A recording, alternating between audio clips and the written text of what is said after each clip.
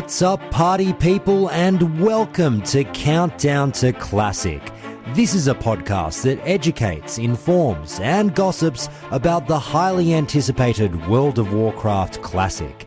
Each week we discuss the news, hot button issues, and content of the upcoming Classic servers. I'm your host, Josh Corbett, and this is a show where it's not my opinion on World of Warcraft that counts, but yours. If you're new to the show, Countdown to Classic goes through your expert input on everything relating to the upcoming release of World of Warcraft Classic. Today, we've got a wide variety of topics for you once again as we touch on the recent news regarding European servers, which will be very significant to about half of the show's listeners. Also, did somebody call about Thunderfury, Blessed Blade of the Windseeker? We've also got a reply to the World Buffs call from a couple of weeks ago on the show, and we'll talk about streaming and WoW Classic from a huge streamer's perspective, as the show was lucky enough to have one of the world's biggest streamers going around in Dr. Lupo agree to a candid chat for the show. And I just want to throw out a special thank you to the friend of Dr. Lupo's who's a fan of the show and helped me get that contact established with Dr. Lupo. But I must apologize as I've forgotten your Discord handle and wanted to shout you out. So please do reach out to me as I've lost our PMs from before and I want to give you the requisite credit. But after that chat, we'll finish up with another epic breakdown from vanilla dungeon designer John Staats, all about the making of Wailing Caverns. So, you all know the drill by now. This is a community-based podcast, so if you like what you're hearing, please join the Discord today and keep the conversations going with us all over there. Follow me on Twitter at Count2Classic with the number 2. Email me at feedback@countdowntoclassic.com, and please do be sure to tell a friend about the show as well. And don't forget that you can always PM me a voicemail for the show via Discord as well. Everything you'll need is in the show notes for each episode, along with the show's Patreon link. If you'd really like to help keep the show going and show your support, or if subscriptions aren't your thing, then you can also help keep the lights on at Countdown by checking out the show's tip jar over at Ko-Fi. There's also the show's merch store with some great designs over there for t-shirts, hoodies, coffee mugs, etc. So be sure to check that link too. Now, with all of that out of the way, let's get into it with Calling Countdown.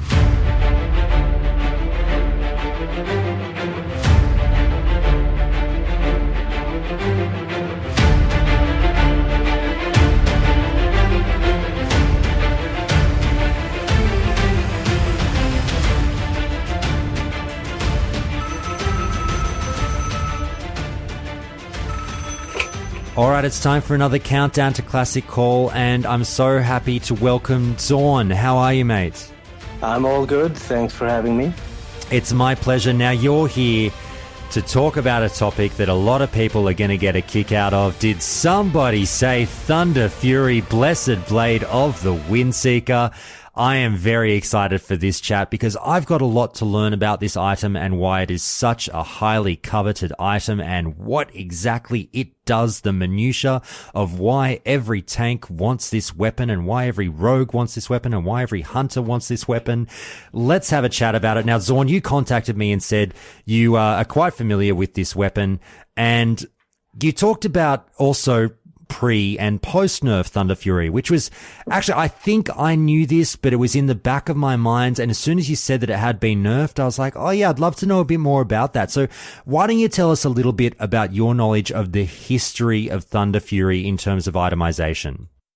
Okay, so basically to give you a bit of a background for the information I have, I suppose. I was one of the lucky few who actually got both bindings, and I got them quite early. Not back to back, but close enough, which is pretty rare, I suppose. Now the thing with the original Thunderfury is that it was unintentionally very, very strong. Now, of course, it's a legendary, so it should be strong, but it had some side effects that I don't think they really had in mind. So basically, what everyone knows is that it has the proc, the chain lightning proc, basically.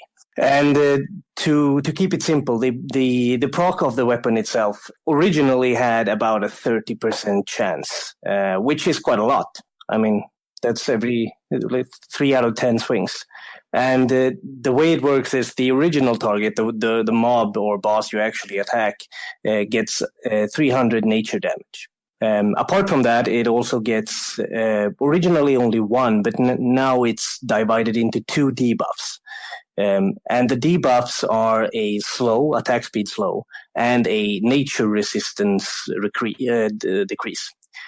And originally it was only one, and it said it did both of those things. The thing is, the lightning itself chains to 4 other targets that are close by. Just like a chain lightning, but yeah, the amount of targets, I suppose, is different. Now, the effect transfers over to the other targets, but not the damage. So the 300 damage is on the main target, and the other ones get the debuff. The original one said that they got both the slow and the nature resist, but that wasn't the case. It's only the nature resistance decrease. So either which way, it's a really good proc. Now, what made it overpowered in the beginning was the fact that the proc itself could proc itself. Ah, I didn't know that. Okay. Yeah, which is kind of insane. And then if you added, so basically having the first version, you would enchant it with the fiery enchant, because the fiery enchant is an extra damage enchant for your melee attack. And the Thunderfury proc could proc the fiery enchant, and the fiery enchant could proc the Thunderfury proc. I mean, I'm learning a lot already that I didn't know, because just reading the tooltip for the item is a little bit misleading in a way, because as you say, it changed over time. And as Dokken is shouting out, Dokken would have loved to have been a part of this call, but he's out to dinner at the moment. But as he's shouting out in Twitch chat, and as you've mentioned, it blew my mind. He said, the damage does not chain. And he's screaming that at the listeners, going, a lot of people don't realize that.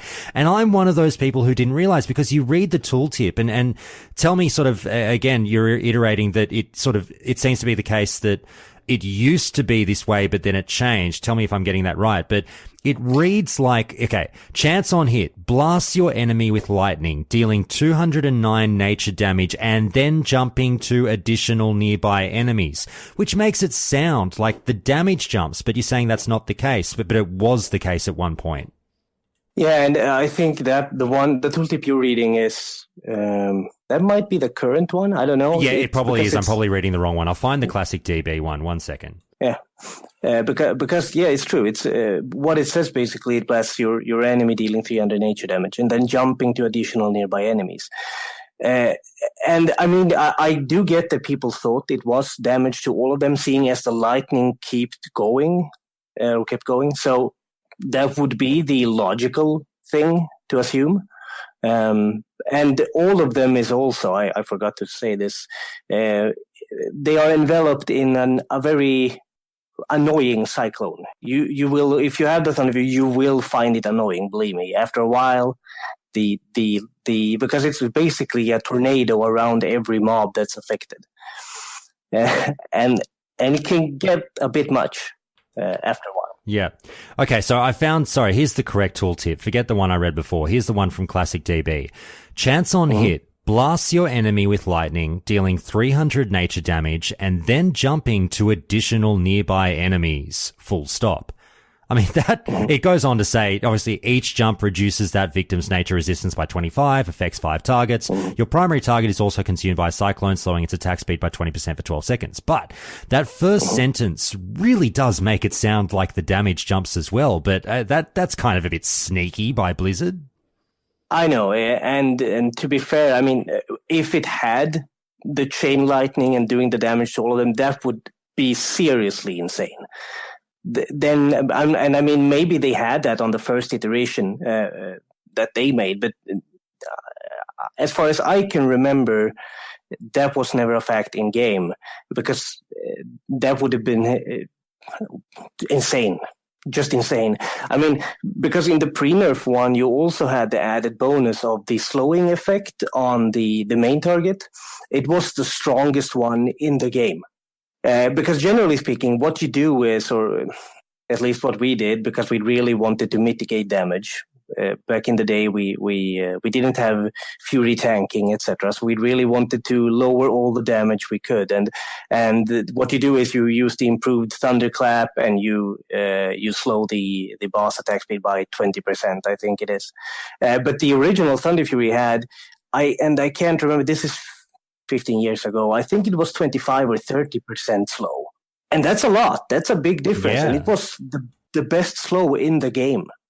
It's a pretty big slow if that's how it was. But, I mean, we'll get into sort of what your thoughts are on, you know, the differences between each class having this. But if we just sort of focus on, Docken's just raised something that's got me scratching my head, and I'm not sure if he probably has typed this correctly, but I'm too foolish to sort of understand what he means, because Docken has said that another huge item is never wear Thunderfury on a multiple mob pull in the raid, because the proc will get you murdered. I thought the point of Thunderfury was for those multiple mob pulls because it's so awesome for group aggro. Am I way off base? No, it's more of the fact that if you have a large amount of groups, mobs in a group, and you get all of them on you, you might possibly die because they will all attack you basically at the same time. So if you ran in head first and got the proc, you could easily die. Definitely. Right. Okay, I'm with you now. Now that we know a bit more about the history of the item, and thank you so much. You gave such an excellent explanation of all of that. Let's talk a little bit about the item's use, and perhaps more importantly, who it gets swung by. Now, we talk about rogues, we talk about hunters outside of the obvious answer of your warrior tank. Tell me what you think the case is for other classes other than a warrior tank having this, and why they should be considered or why they shouldn't be considered in your mind. Well, to be fair, I mean, looking at the other classes, I will have to apologize to all hunters when I just say no. That's just a straight no. I'm sorry. Rogues, I do get it with the damage it does, absolutely. Now the thing is, to me, the damage isn't really the main focus of the item itself. If you want to have a good guild that you really want to progress on, the Thunderfury will definitely be the best tanking item you can use in so many occasions, that it shouldn't really be a discussion in regards to rogues having it. Now, you could always argue that a DPS warrior could have it. I mean, I can, speaking for myself, when we went over to the Burning Crusade, etc., I kept using Thunderfury for a long while, and they actually had to nerf it because it was so good. Okay. And iterating on the amount of threat it does, I think Blizzard themselves actually said at one point that the main proc on your main target with the 300 damage, with the slow and with the nature resistance decrease, it's basically a Sunder armor. It's one extra Sunder armor of threat. Okay. Again, I'll put this in. Sorry, Docken's doing such an amazing job of keeping up in Twitch chat. It's like he's in on the call. I love it. Thank you so much, Docken. He's saying this much in terms of other classes having it, and he said that no other class should get it, as they will threat cap and they'd have to basically hold back. So unless you're in a circumstance where your guild for some reason gets 7 Thunderfuries, then maybe you could share the wealth. But, in any other circumstance, do you agree with Docken that perhaps it's a waste on a rogue, because what's the point of having Thunderfury if you've got to hold back because of threat? Yeah, absolutely. I mean, to be fair, In a sense, I actually did the Fury tanking back in the day, because when we had cleared Blackwing Lair, and I had my full DPS gear, just for fun, I went Fury for a raid, and I ended up basically tanking everything I attacked. Not intentionally, of course. It's just because I took aggro. The other tanks had no chance. So I mean, I get it. That's the big problem with the Thunderfury. If you have it as a DPS, you will have threat problems all the time. I guess the last point is for paladins, and I could have argued that it could be good for palad tanks, especially in the pre-nerf version, where you could actually increase the damage with spell power, which was a thing. There's a famous, I think he was a Night Elf warrior with Thunderfury early on. He used Flask of Supreme Power, he used Thunderfury, he used the Force Reactive Disc, the AoE shield from Engineering. And because both of those items stacked with spell power, and you could basically AoE dungeons as the tank. So that's also an interesting thing. But paladin tanks having it now, well, it doesn't benefit from spell damage. Not that I think there are a lot of spell damage and tanking gear for paladins anyway. But yeah. I'm so glad you raised that. I was going to say there are obviously paladin tanks out there saying like, hey man, this is what makes me viable as a paladin tank. And Kiabra points out in Twitch chat, again, what about tank paladins? They can proc off of Seal of Righteousness. So perhaps, there might be an argument out there, but obviously again, it's going to all fall second to that, warrior tank, of course. But, Mike, Balls of Steel raises in Twitch chat as well, back to the rogue point, saying that, Josh, slow your roll. Rogues don't have to hold back. We've got feint. And, the difference, sorry, I'll say that, that's a very good point, Mike. I don't know. I always had maybe I was using it wrong. I always had a funny experience with feint where I found that, obviously it's not supposed to drop. Anyway, I always found that feint didn't really do that much for me, but again, maybe I was using it wrong. But how about this one, Zorn, where Mike says that, the difference between having a main tank for Thunderfury versus raiding without Thunderfury is absolutely crazy. And the threat output of Thunderfury is immeasurable in his words. So my question for you would be, could you explain that feeling of the difference with and without Thunderfury in a raid? I can absolutely. I recall very vividly a funny thing that I did. This was in Molten Core. I was tanking Magmadar. This was I can't remember exactly. I know it was after the Winter Veil, because I had there was a costume you could use, a snowman costume, so you turned into a snowman with a little hat. And it would break if you started attacking something. But I tanked Magmadar, the second boss of Molten Core, down to 50%, actually doing threat. And then on 50%, I popped my, snowman disguise and just stood there as a snowman and did absolutely nothing for the rest of the fight, and no one took aggro. So that's the amount of threat it actually does. Now, I'm not going to say that we had extremely well-geared or proficient DPS, but either which way, wow, it's a big difference. Wow, absolutely. Okay, well, I guess I would ask one little thing, and we can be relatively tongue-in-cheek, because I've got obviously a hunter piping up in Twitch chat going, Zorn, please. Clearly you don't know how to identify a hunter weapon. It clearly belongs to hunters, and obviously that might be being a bit tongue-in-cheek as well themselves, but you dismissed hunters absolutely. But if I asked you to just at least give a little bit of reasoning as to, we can all guess as to why this might be a bit of a waste on a hunter, but just, go into why a ranged class like a hunter, even weaving in those melee hits, might not be ideal for Thunderfury. Because I'd say the absolutely utmost reason is the fact that it doesn't have, it has stats, but it has 5 agility or something? I can't remember now. 5 agility. That's the stats you get out of it. So that's what you can boost the rest of your DPS with. And that's not a lot compared to all the other weapons that will be available to you at the time. And then, you would have to go into melee and weave in attacks with I think nowadays it has like 20-25% proc rate. I can't remember exactly, but I know it's somewhere around there. So you'd have to do 4 melee hits to get 1 proc of 300 damage, and then you'd have to go back to doing your ranged DPS again. So no.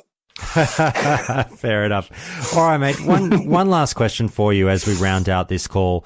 You mentioned that you were lucky enough to get it in vanilla, and you mentioned that you got it reasonably quickly. The bindings dropped not quite back to back, but pretty close in time for you. Are you gunning for, well, first of all, I should say, are you playing a warrior in Classic? Are you gunning for Thunderfury again? And, you know, what do you think realistically, how long it's going to take to get? Will you have the same luck? I mean, it's hard to say, but fingers crossed. Well, yeah, to be honest with you, I'm going to play a warrior. I played a human male warrior from the WoW beta and up until today. It's been my main all the time. It will be my main. Now people, I mean, I might sound boring, but I love it. That's the thing.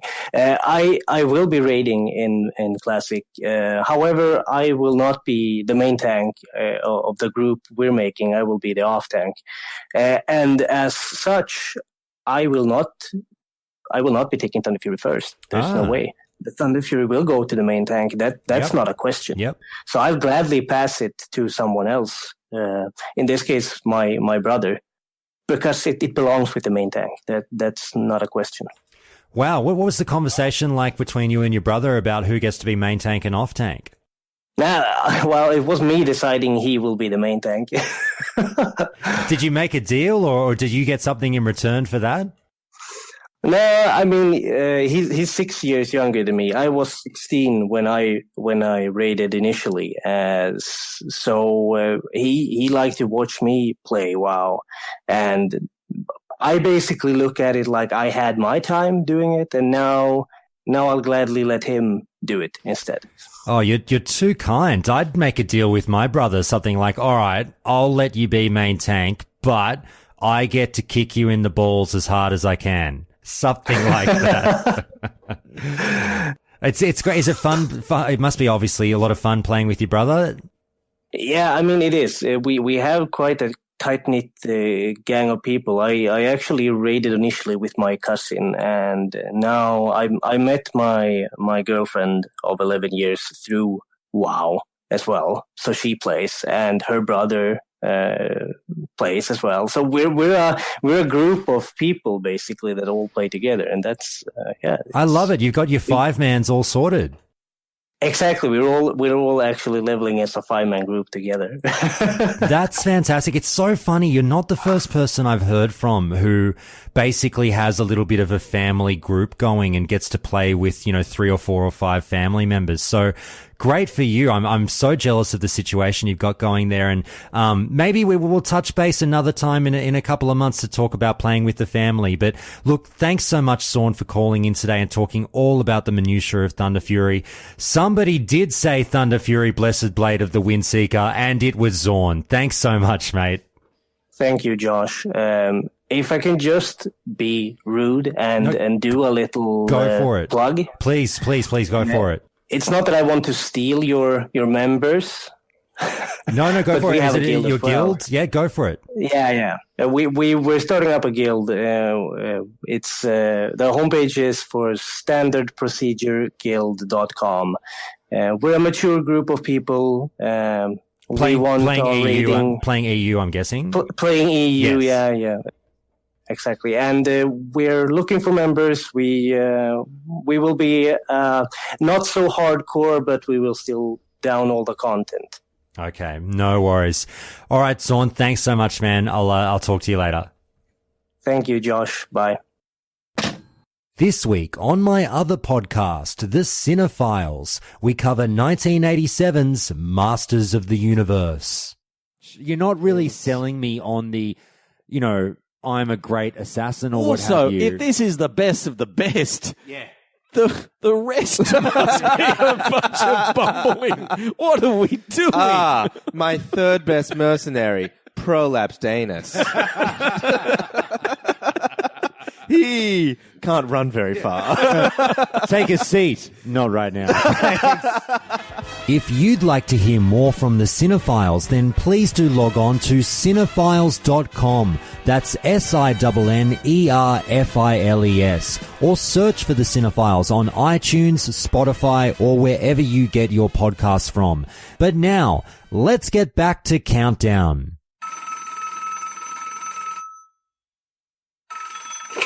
All right, it's time for another Countdown to Classic call and another case in reply. As you've heard on the show recently, we've been having some calls that have fired up some rebuttals from people. And as I say, people, if you've got something that you hear on the show that you want to come and argue against on a following week, well, then I'm more than open to the suggestion. And we talked about world buffs last week. I said it might ruffle some feathers, and obviously it did. There are always going to be contrarians when we talk about stuff on the show.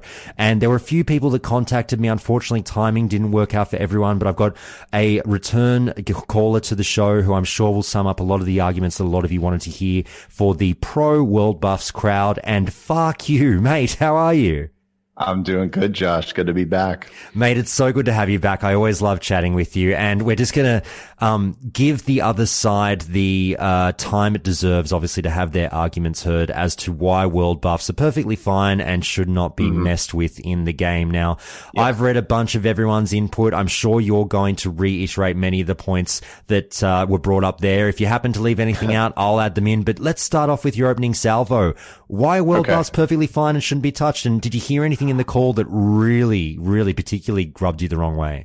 No, and I got to start with that last point. I think the reason that I called is because Taladrill knows what he's doing, and I wouldn't even reply if I didn't think there was a lot of weight behind it. But part of the thing about this community that I love is you have a lot of people with opinions, and then you have people who spend a ton of time thinking about these issues. And Taladrill clearly does this. He's got a strong history of theory crafting. And if I didn't respect the argument he was putting forward, I wouldn't have come back. So I listened to it like 8 or 9 times just to see, is this really that big of an issue? And he was very convincing. And I watched the Melderon video. And I think that I love what they did because of all of the topics out there. This is the one that I think is going to affect Classic the most that Blizz has not made any official blue post on. So they've got things like layering. They've got all kinds of elements in progression that they've addressed with the phases, but they haven't talked about world buffs in potentially disrupting the balance of these instances that they really carefully crafted at the end of the game. But I would say that even though I agree with some of the potential negative consequences they suggest, I think I would disagree with the scope or the totality of them. And I'll try to, take like their 3 big points and rebut them in order of what I think is easiest to rebut. But all of this is said with the utmost respect. And I would love for Blizzard to actually comment on this. Yeah, totally. And I think it's one of those things in terms of Blizzard's commentary on it, where to be fair to them, it is something that even though many of the private server players have been talking about this for some time, in terms of Classic, this has just become a thing in the last week or so. Melderon's video really did kick off the conversation, and I keep getting told by people that it is blowing up. It's getting watched everywhere. It's getting attraction, which is great at starting conversations. But I don't particularly expect, Blizzard tends not to say much about things when they don't really intend on intervening or changing anything. So I'm not really expecting much interaction from Blizzard on this one. I know that people say we start these conversations to try to get things changed. If you give up, well then, why have hope at all if we can't have things changed? But I just really do believe that this is probably something they won't touch. The one thing that got me thinking maybe there's a chance they address it, which I didn't know, the biggest revelation from Taladrill's call for me was that they tinkered with it in Burning Crusade. I didn't know that, which is a huge point in the exploit argument. Yeah, it is. And I guess the thing I would say, and this is the point I think is the easiest one to rebut, is this an exploit or is it not? So I spent some time looking, and what they're defining as an exploit varies when you're asking them, but generally it talks about unfairness. So is this open to all players? And if it's not, then that's an exploit. Is it skipping content like the Noggenfogger elixir? For those who don't know, there was a period where you could use Noggenfogger and fall through the walls of AQ to just fight Cthulhu because people didn't want to do AQ content, but they needed to kill Cthulhu. And so they would use Noggenfogger to surpass things. That was an exploit. A bunch of people were banned. But I don't think it's an exploit because it wasn't, it's open to all players. It's not skipping content. What it is tough to tell is, was this intended by the devs? And we don't know that. The closest thing we have is Kevin Jordan doing a video where he says, yeah, but he says, we think we made a mistake in that. And this is the part that Taladrill said, is that they made a mistake and they could then call it an exploit and change it. But to me, when they went to TBC, they completely altered their paradigm of rating. They cut it down to 25, and the tuning at 25 is so much more sensitive than at 40. And they had so much more control. It was such a more limited scope. It was 10 levels. It was in tight development. They had all kinds of feedback and beta testing, and they knew there was legacy content that was going to throw that balance out. So I think they started with a clean slate rather than say this is a fundamental exploit that we should have fixed from the beginning. Now, it's tough to parse that out, but that's the closest thing I could come to, is that you have vanilla and you have everything else. And I think it's also indicative of the private server community. Everybody's played vanilla. There's some TBC stuff, but mostly that's what people are playing because it's so chaotic and it's so open and wild, wild west. And there's things you can do to change stuff around, like these world buffs. So I don't really know that it's an exploit, even though it can have some of those negative consequences. All right. Well, let's get into the other points as to why you believe world buffs are perfectly fine to stay in the game as they are. I've got a few dot points here, and basically anything that you might leave out, I'll fill in. So go for it, mate. Okay. So I think the other big piece that Melderon and Taladrill put out is that this is trivializing content. And that's a phrase I've always had a problem with. To me, trivial is literally, it has of no importance whatsoever. And there are certain fights that I think if everybody used consistent world buffs and had high level gear, which is what I think a lot of these players are going to be dealing with when they're on private servers, is they will have groomed MC and groomed BWL and taken all of the gear they can. This really only becomes an issue in AQ and Nax. And part of it is just a sense of like which fights are cheesable, which mechanics can you go through with the extra HP. Obviously, a DPS increase is going to make a big difference, but that's kind of what they did with Dire Maul. They gave us this gear that would allow you to walk through MC, and they tried to phase it out.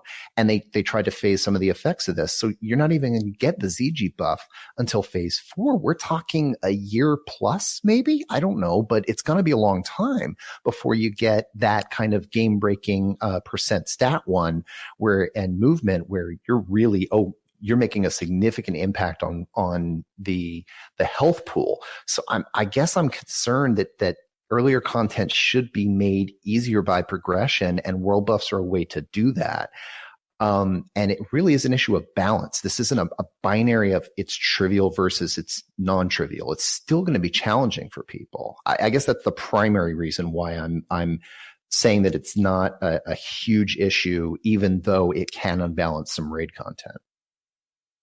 It's also, there's some other points that were raised, and I thank listeners such as Forbes, Remorse, Tiger Raven, Mumfo, who've all piped in on this topic in the Discord. And one of the ones that seemed to keep coming up also was, as you say, the trivialization point. Also, to extend on that, people also still need to know the mechanics of fights. Yeah. Like, it's not just turn up with your world buff and the boss goes, oh, fuck, they've got the ZG buff and falls over.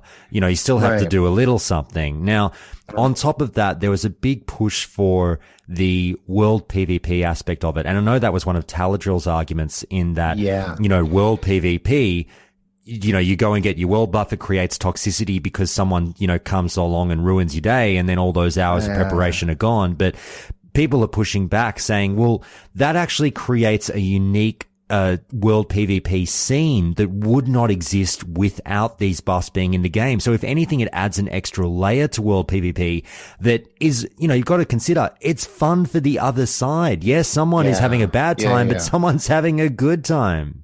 It is. It does make a it makes an opportunity for guilds who really desire that interruptibility where someone is spending so much time and then all of a sudden you're able to ruin it with just a well-timed ambush. And there's plenty of videos of people ganking on Yojimbo Isle and getting people on the way to the instance. So it does introduce a new element of the game that wouldn't be there otherwise. I guess that the thing is, if you're a high-end raider and you're in a guild that is requiring you to do all of this stuff, even if Taladrill is right and a lot of guilds will pressure you to do that, that's your community choice. There are guilds that use DKP and some people think that is toxic. There are guilds that use loot council and some people think that is toxic.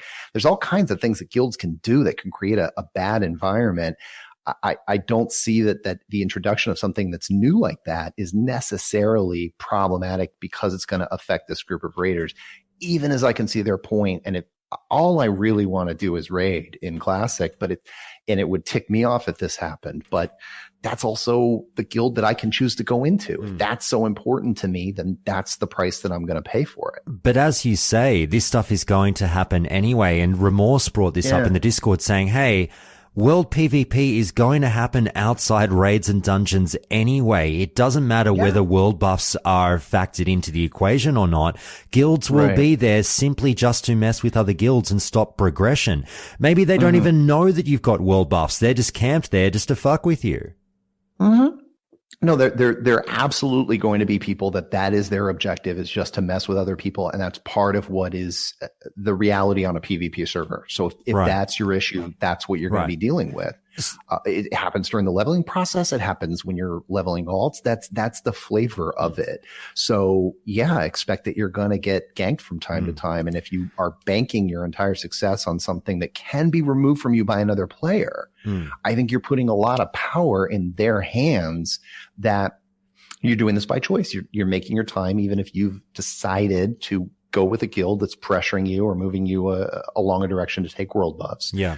And I think what Taladrill's right about is this will affect a lot of people. So that's part of why I like the discussion coming up, because there are going to be a lot of guilds pushing. I've got my guild already planned out. We're talking about roles. We're talking about instances, raids, all specs. There's a lot of conversation going. We're all getting excited. They still don't know if they're going to push for world buffs. And my hunch is they probably will, but I'm willing to take that risk if we as a collective guild experience this world PvP. We're probably going to change our behaviors in response to that, or we're going to suck it up and say, let's Zerg it. Let's start summoning right to the instance. Let's get a lock there in advance. There are ways to compensate for that and change for it. And that's the organic nature of Classic that's going to be so wonderful. Right.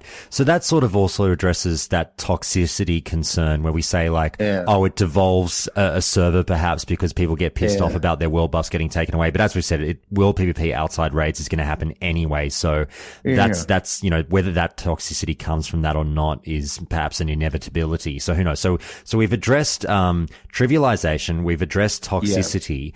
Let's move on perhaps to the expectations that Taladrill talked about. And he said, you are going to get sucked into this whether you like it or not. You think you're a casual player, but what happens when your guild starts demanding that you do this stuff? And another point that really grabbed me from Melderon's video was, and it's a great point, I think Taladrill mentioned this as well, is that, you know, you all get together and you say you won't do it. Then just those one or two people get away from the crowd and they do it and they're topping meters. And then that throws everything out of whack because everyone's trying to keep up with the Joneses now, which is a great point to make. But people have been pushing back saying, nonetheless, we still feel that some guilds will just say this fucking stuff isn't worth our time. Right. That I think is the big issue. It's time, but, it's also a lot of how you spend your time in WoW depends on your goals. And I've looked into this a lot as to the different kind of types of players that you have. And because Warcraft was so big, there's been a lot of academic research on this stuff. And somebody came up with a brilliant profile, looking at different types of focuses that people have in these types of games.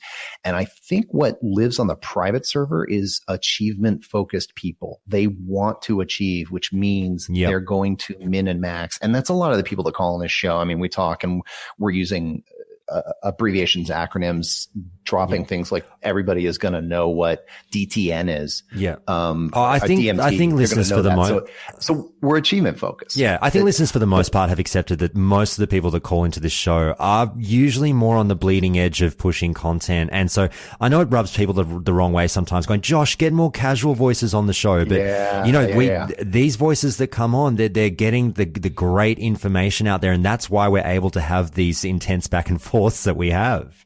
Exactly. So private servers, I think, are dominated by those people. But there are so many socially or immersion minded people that are going to have a really, really great time, even if they are not progressing through all of the raid content. And if they get a few world buffs to help them through a few battles, they may very well do that. But those guilds are probably going to lose people, especially when you think of the challenge of holding 40 people consistently on with a much smaller population, because we're going to be looking at 3,000 or 4,000 people on these servers, not 15 or 20, and it's not all going to be tryhards. You don't have to look very hard to get into WoW Classic. You have to work to find a vanilla private server. And that's one of the things that has gotten a lot of the people into this community.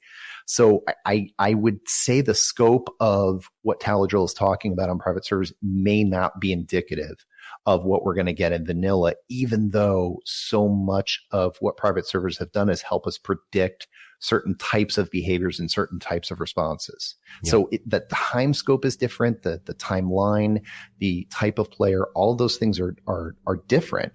But what does that mean that I'm going to need full flasks and engineering? Because those are game changers in dungeons. Everybody should have engineering. The rate everybody should be dropping their grenades. The flask of supreme power is like it's like 100 gold if you're not farming the stuff yourself. So does that mean I'm going to need 100 gold or 200 gold for a 4-hour raid every week? And that's an expectation. That's a min-maxing thing. Yeah. There's a wide range of things you can do, even though I would say they're right in that the tribute buffs and the Dragon Slayer, and when it's available, ZG are going to be a bit easier. You may get a little pressure to do those things, but I don't know that that's going to fundamentally unbalance your experience to the point where it's going to be unplayable, as much as it'll make certain fights not as tightly tuned as expert players would want them to be. And that timing issue, or the time investment, was slightly brought up by listener Forbes in an email to me as well, where he said and sorry, Forbes, I'm horribly paraphrasing you here, but he said basically that it's odd that we have members of the community who are anti this concept of world buffs when it's about, what are we talking about, the core of it? It's taking extra time away in the game in order to benefit yourself and make content somewhat easier.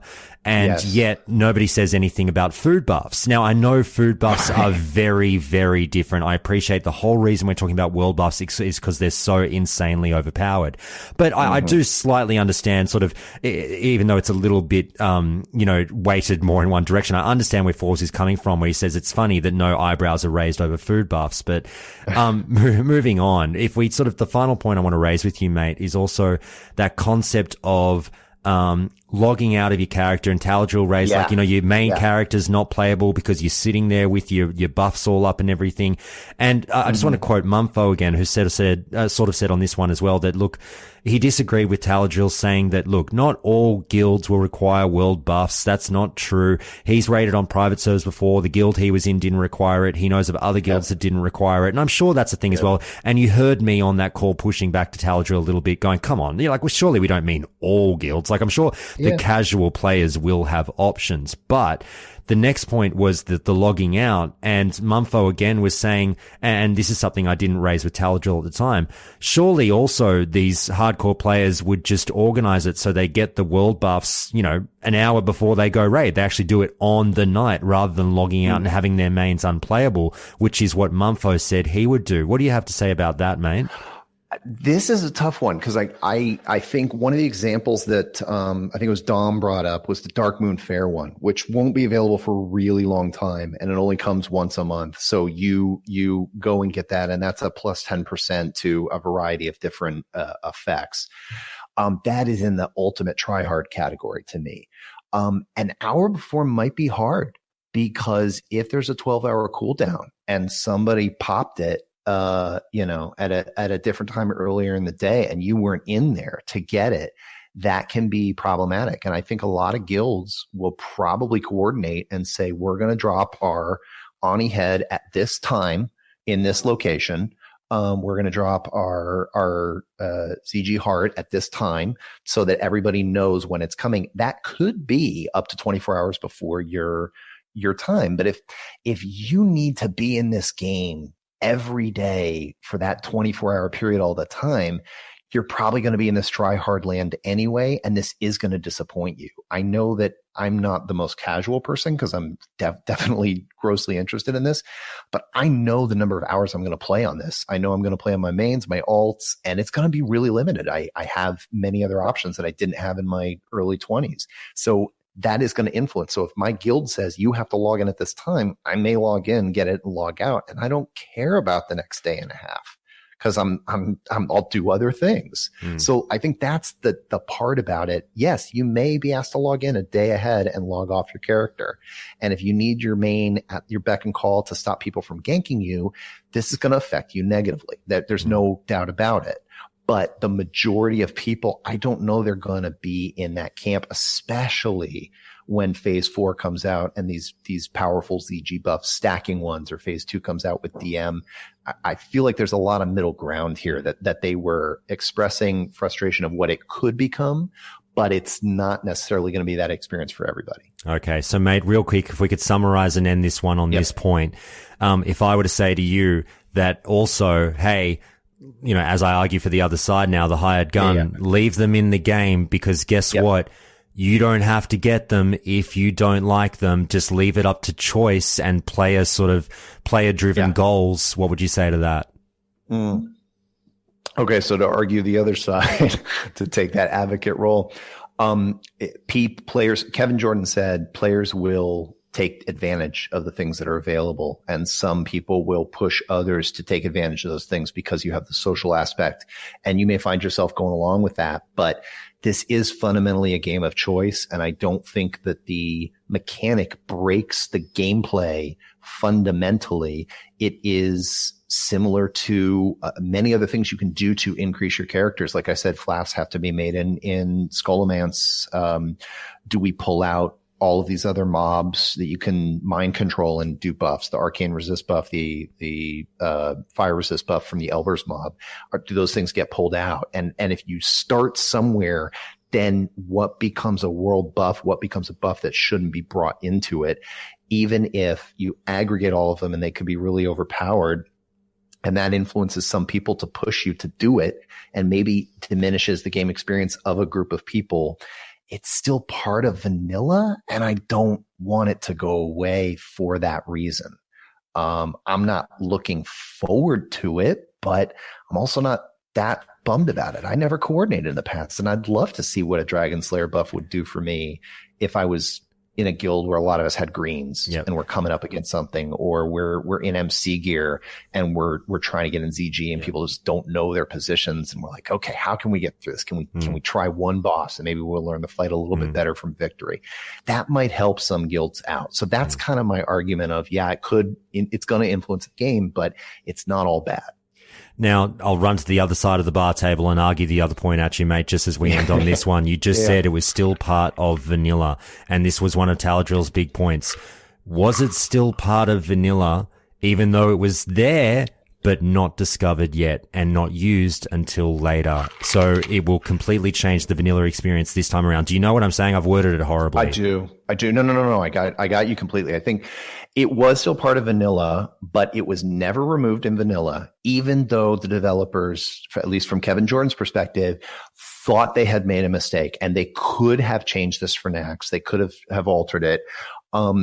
This is an issue of tuning and balance. I don't think it's a fundamental exploit that is a part of the game, even as the meta has shifted. The meta shifted a lot of things. There, Fury Warriors and Two-Handed Warriors and Fire Rogues and all kinds of things were never a part of the original game. Are they exploits, or are they the mechanics being min and maxed over a decade and a half of theory crafting? And I lean towards the latter.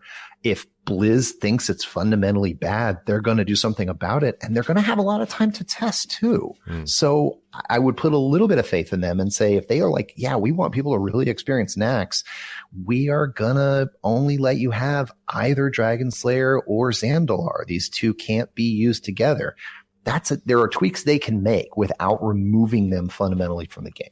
Fantastic. All right, mate, we might finish it up there. Fahq, thank you so much. Look, I've got to say, mate, as well, I haven't told you this yet, but, last time we spoke, obviously, it was quite a while ago for our priest chat that we had on the show. Yeah.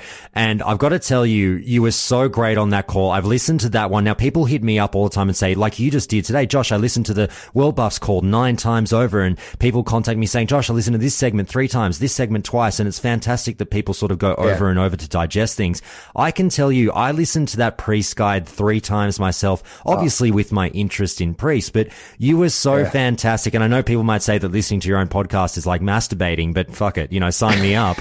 But you were so fantastic, and I really hope to talk to you again in the future, mate. It's always a pleasure. Well, thank you. So I really appreciate it, Josh. And I think you've definitely earned the right to wank to your own material. If you're a wank source, I'm happy to do that.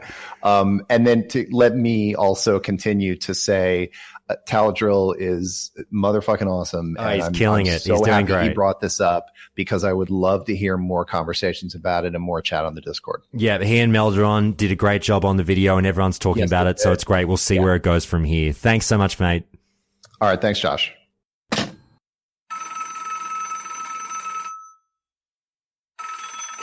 All right, it's time for another Countdown to Classic special interview, and I am so delighted to be joined by this person who many of you will be aware of, and it's Dr. Lupo. How are you, mate? Good, man. I'm super excited to talk about this today because, as you may have heard, WoW has a very special place in my heart. I have heard this, and obviously a friend of yours pointed me in your direction and shouted to me, Josh, you've got to try and get Dr. Lupo on the show. And I'm so glad that you were obviously open for this and accepted my invitation to talk on the show. I've got a lot of things that I want to get into on the angle of streaming with Classic WoW. But as you've just said, I really do want you to explain a bit more to the listeners about your background, because I was made aware, and I didn't know this about you, that you were formerly, or maybe obviously still are, an absolute WoW diehard. So why don't you sort of give us a brief summary of your history with WoW? Brief. Okay. So for anybody that doesn't know who I am or hasn't listened to me on a podcast or interview or something like that, I'm long-winded. So everybody strap in, get comfortable, because I talk a lot. So I started playing WoW back in college. I started at I believe the Mardon patch 1.4. I'm going to have to triple check the number on that. It's been a while. So I think it's 1.4. When Mardon came out, I rolled a Hunter Alliance side. It was a Night Elf. I was bad. It was my first foray into any MMO. A couple others had been out before that, but never nobody, even still to this day, nobody's really at the scale of World of Warcraft, man. Like Blizzard's got that magic sauce that everybody loves, and has changed. They've changed the formula for said sauce, the ingredients a little bit over time. But when I started, I didn't really have many friends I didn't have any friends that played. I started making friends that were like, oh yeah, dude, I'll gladly jump in with you. But that didn't really happen until Burning Crusade release. I didn't play a whole ton. I got to level cap. I got to 60 without much issue and did all that stuff, did all that. I didn't raid a whole ton. I did a couple. Yeah, I did some Molten Core runs back in the day when it was like, wrangling cats, trying to get a herd cats, trying to get everybody directed the same way. Everybody remembers OG 40 mans. Yeah. And if they think they do and they don't really, OG 40 mans were a nightmare sometimes. Good luck. Because you had to make sure everybody's on the same page. But that was kind of when I started, and then I eventually when I made a couple friends through Halo in college. For my freshman year, and they jumped on board too when BC was getting close. But with Burning Crusade, this was kind of the start of my. I would consider, how like you read a book or watch a movie and you're like, I wonder what happened before that, and you can kind of like find the prologue or like the before this, there's like a little like the story beforehand. It's very short, it's very direct. That was my time in vanilla WoW. I didn't play a whole ton seriously, and then BC came out. and everything changed. I rolled a blood elf mage female, because the joke I always make is like, if I'm watching a character all day, might as well have a nice booty. We joke about it, but I like the character models more for the female blood elf. And obviously, like, dude, Arcane Torrent was fantastic. Oh my god, Arcane Torrent BC was nuts, especially in PvP. You just destroy people. Like an AOE zone interrupt was nuts. You got on the timers, a silence as well. It was just so good. Just so good. But I rolled blood elf mage. Her name was Aiko. Aiko, which in Japanese means it basically means princess or little princess. But the goal was make her seem not intimidating and do enough damage to make her seem very intimidating. And like BC, dude, was I still refer to BC as like the glory days of World of Warcraft. It was when. Oh man, it was when like you had a reputation on your server. LFG wasn't a thing. Not that LFG is a bad thing, but it has kind of changed the way that WoW operates as a whole. And I'll talk about that in a sec. But like, there was an example. I played on Daggerspine. We were Horde side. There was a dude. What was his name? Tomax. The guild name was Imperius, but on Tomax or Imperium. Tomax was regarded as the guy. It was the main tank warrior, like a Torn warrior that did not speak very well. He typed like he didn't give a crap. But we jokingly coined the phrase, "I am become Tomax, destroyer of words," like destroyer of worlds. And dude, because he just like. It was obviously like we didn't run with him. My guild was Get Crit, which is actually where the guy that referred me to the show, Randrick, that's where he knows me from. Mm-hmm. And he I think he and I are friends on Facebook. He watches the stream. I think from time to time, I'd like to think. I know some of the guys now from Get Crit are subs to the channel and stuff like that, which is nuts. That they're like, hey, holy crap, you're like a thing. This is a thing now. This is insane. They're all super proud, which feels really good. I appreciate the support from them. But like Get Crit and all those guilds on Daggerspine, Sacred and Imperium, like everybody, they had a reputation, man. I was like the mage that ripped. Like I get super into min-maxing, and we were always trying to push most relevant content at the time. In my BC days, we weren't like top, cream of the crop, but we were pushing for server first and stuff like that. So it's not like it wasn't super casual. We were pretty serious about it. This is also around the time that, bless her heart, I met my now wife, Samantha, and she put up with me raiding like 4 or 5 hours a night, 5 nights a week, every single week. I don't know how she stayed with me, man. Because from BC into Wrath, and then Wrath, Cata was the worst time for it. I mean, the worst as in the most. It was great. I loved it. But so in BC, and as things developed in the Wrath of the Lich King, eventually I took over as guild leader, and I was doing the raid leading and stuff. And eventually that just evolved. And Pink Yuri, the guy that was in charge of the guild at the time, had to back down on some of the time that we spent doing stuff. And we kind of shifted roles around. And it kind of became my baby. So I was emotionally invested in it at that point, because you build relationships and friendships with people unlike any game I think I've ever played. Don't get me wrong. I love my friends that I play Fortnite with. I love all the people I play Destiny with. I do.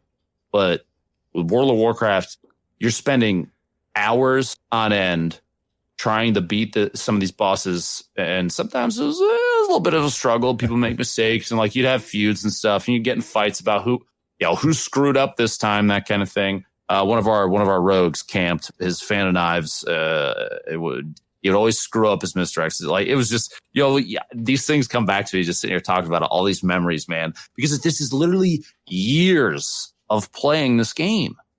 It was such a big thing before I started streaming.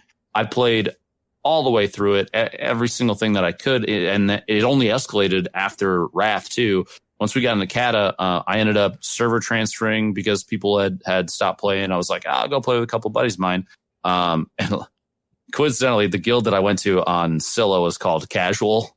Not at all casual. The website, which actually might still be up, I'm gonna check real quick because somewhat of an ironic guild name. Oh, dude, it's hilarious. The website is it's not up anymore. We had PLZ, please don't gank.us was the website. Please don't gank us. It was super funny. Everybody was very serious about rating. We had we were top 25 US through most of Cata. I think we got like US third heroic rag. If I remember right, like I was so dedicated to it because I just love the meticulous nature of maximizing the effectiveness of your character, especially as they've expanded the stats and stuff. Some people aren't a big fan, mastery and kind of mix things up. I remember when that first came out and everybody's like, wait, what are you doing here? And it has its ebb and flow, but at its core, like the game itself, for me, has always been this. It's like a math game almost, and that's why especially why I love DPS. I ended up with during Cata a lot of world number one DPS records on boss fights where mages were top of the crop. I was the top of the top of the top of the top when it was relevant, and I prided myself on that because it showed that I knew what I was doing. And I like to be super knowledgeable about everything that I do. And so in a situation like that, where I want to be able to give people advice, I was on Elitist Jerks all day, replying to people's stuff that people were asking questions like, well, here's the way that I do it. And they're like, oh, dude, I recognize your name. And that went on for a while. And eventually, once Cata was coming to a close, the guild casual started to fall apart a little bit, which was honestly rather heartbreaking because I was good friends with a lot of those people, and I had formed a lot of friendships with them as well. And like I said, when you are spending literally like 30 hours a week grinding the same boss, I remember the heroic rag grind, dude. It was a struggle. You get really close to people, sometimes in a good way, sometimes in a bad way. But they, if it's the same person effing up and you're like, come on, dude, you can just fix it by doing this. They don't listen to you. You know exactly how it is. You know how it is for a lot of people. If you're listening to this, you know exactly what I'm talking about. You know which hunter in your guild F's up his friggin' misdirect every single time. He doesn't feign before he gets one shot. You know which warlock is pulling threat. You all know what I'm talking about.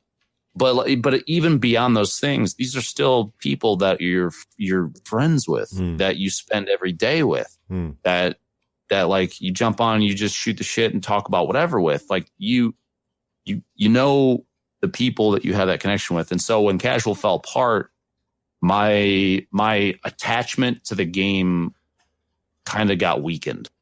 I played through Mists and Legion and Warlords, and I played them, but not nearly as much. And around that time is when things started to shift, and I started streaming Destiny. And I took at one point my first first year of streaming. I streamed a lot of Destiny 1 for like a year and a half. Around that, at one point I took a break when Destiny first came out from WoW, and I didn't go back for like 6 months. And it was this big gap where I was like, it was weird because Destiny kind of filled this hole where I was like, I need a looter game that I'm pretty good at, that I feel attached to, that I don't feel like I'm slipping behind on. Because when you don't have that group of people anymore, you just kind of float, and I don't like that.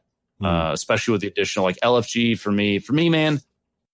LFG kind of took a big hit into the social aspect of WoW. And I'm sure, people have been saying this, so this is a reiterated topic. I won't spend too much time on it. But when you stopped having to talk to your teammates, the other members of the raid, is when suddenly you're like, it doesn't matter anymore. I know that LFG loot isn't as good, obviously, which is it's still a good incentive to put a group together. But a lot of people just want to see the raid content.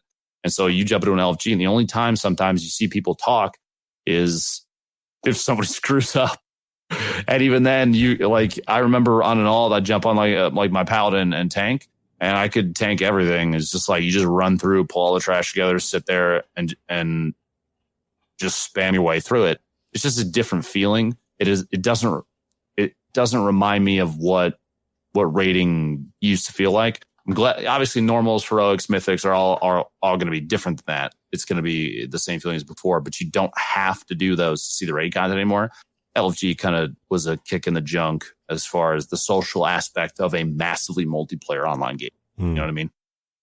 Well, mate, it's very, very clear, obviously, that you have a great passion for WoW. And I'm so, I was really, really sort of captivated listening to you go through that. And you mentioned, obviously, your Twitch channel, and I've been remiss in kind of burying the lead there. If for some reason people aren't aware who you are, it's obviously over at Twitch, people can find you, Dr. Lupo, DRLUPO. You're over there with your millions of followers, and everything is going so fantastically well for you over on Twitch and with everything streaming.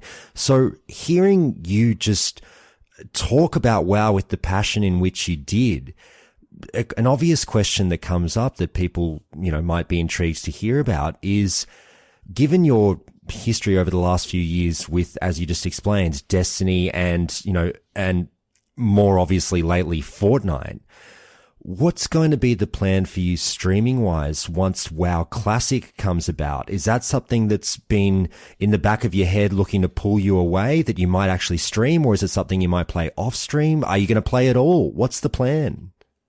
I miss playing video games off stream, my friend. It does not happen very often anymore. I don't really have the time with travel and commentating Fortnite and just doing all that stuff, all the extra stuff that comes along with obviously. I consider myself extremely lucky.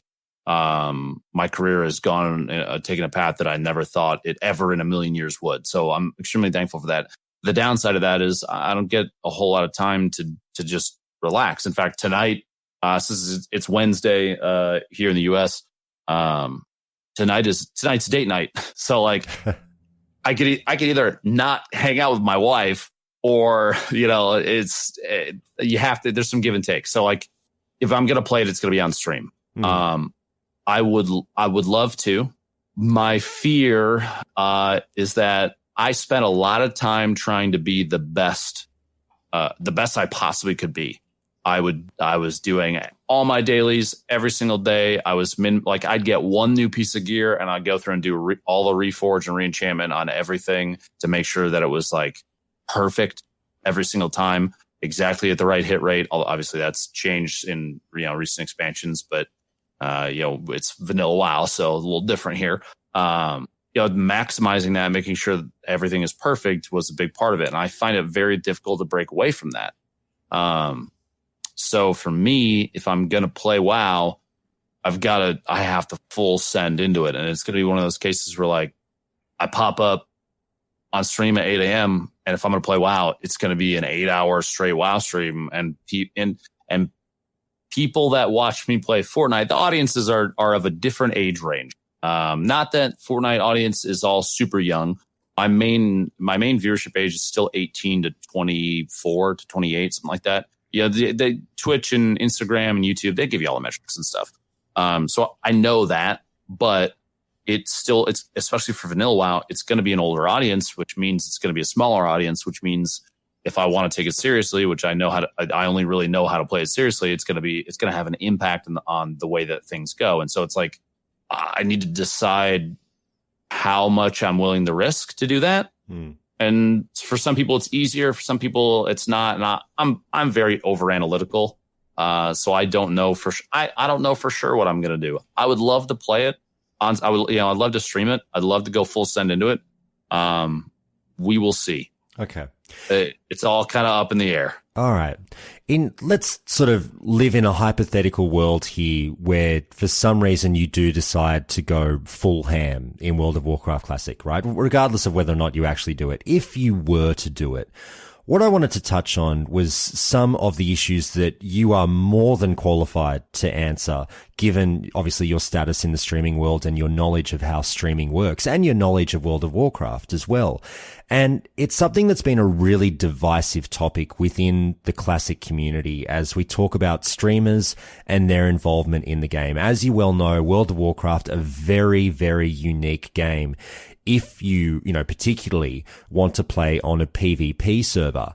Now, streaming the game, and you're someone who obviously through your streaming of Fortnite and whatnot would have a great grasp of this as well. We talk about the issues that would arise being a streamer who is readily available. Anyone can log on, check out what you're doing in game, and you're playing a game in which they can get involved with you as well. And certain things can come from that. And on a PvP server, they could affect... You're going to get gagged all freaking day, dude. Yeah. So someone like you who's, your whole livelihood is based off of your stream. What are your thoughts, just straight off the cuff, right now when I say that, about streaming WoW Classic? What are the first things that come to mind and the issues that you might have and your take on them? It's going to cause a snowballing effect on whatever server you're on, where I jump in if I'm in contested zone and PvP server. You better believe if I'm Alliance, there's going to be a horde of people there looking to capitalize. There's going to be Alliance then there to support. It's gonna. We've seen it before. I've watched Tim the Tatman play WoW, and there'll be times where he has to have an army of people. It turns into a freaking BG on the fly, and out of nowhere. It's tough, man, because you don't want to upset the community. The server. You don't. If I play WoW, I don't want to be treated any differently than anybody else, but you're also going to have people that are like, yo, you're Dr. Lupo, right?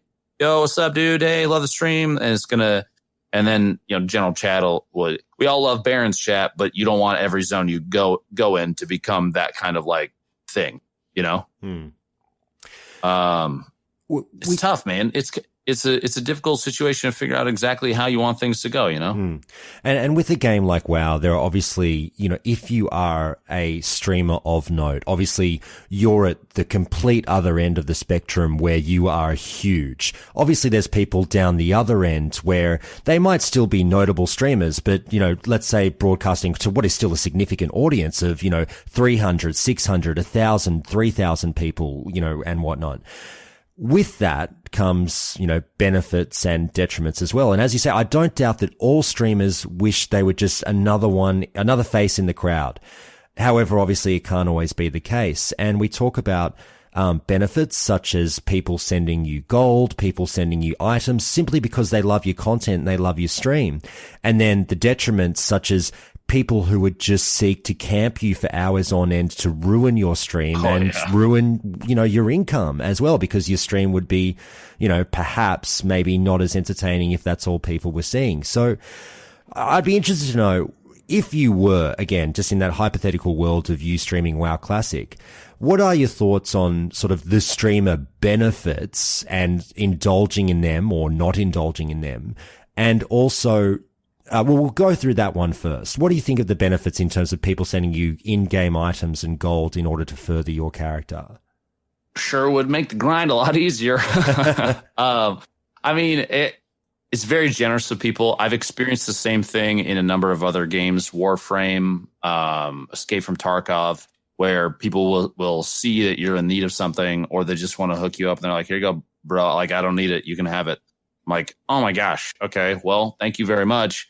But then it also, there's a slippery slope to that, because eventually people will be like, well, I just hooked you up with all this stuff. We should play together. Right.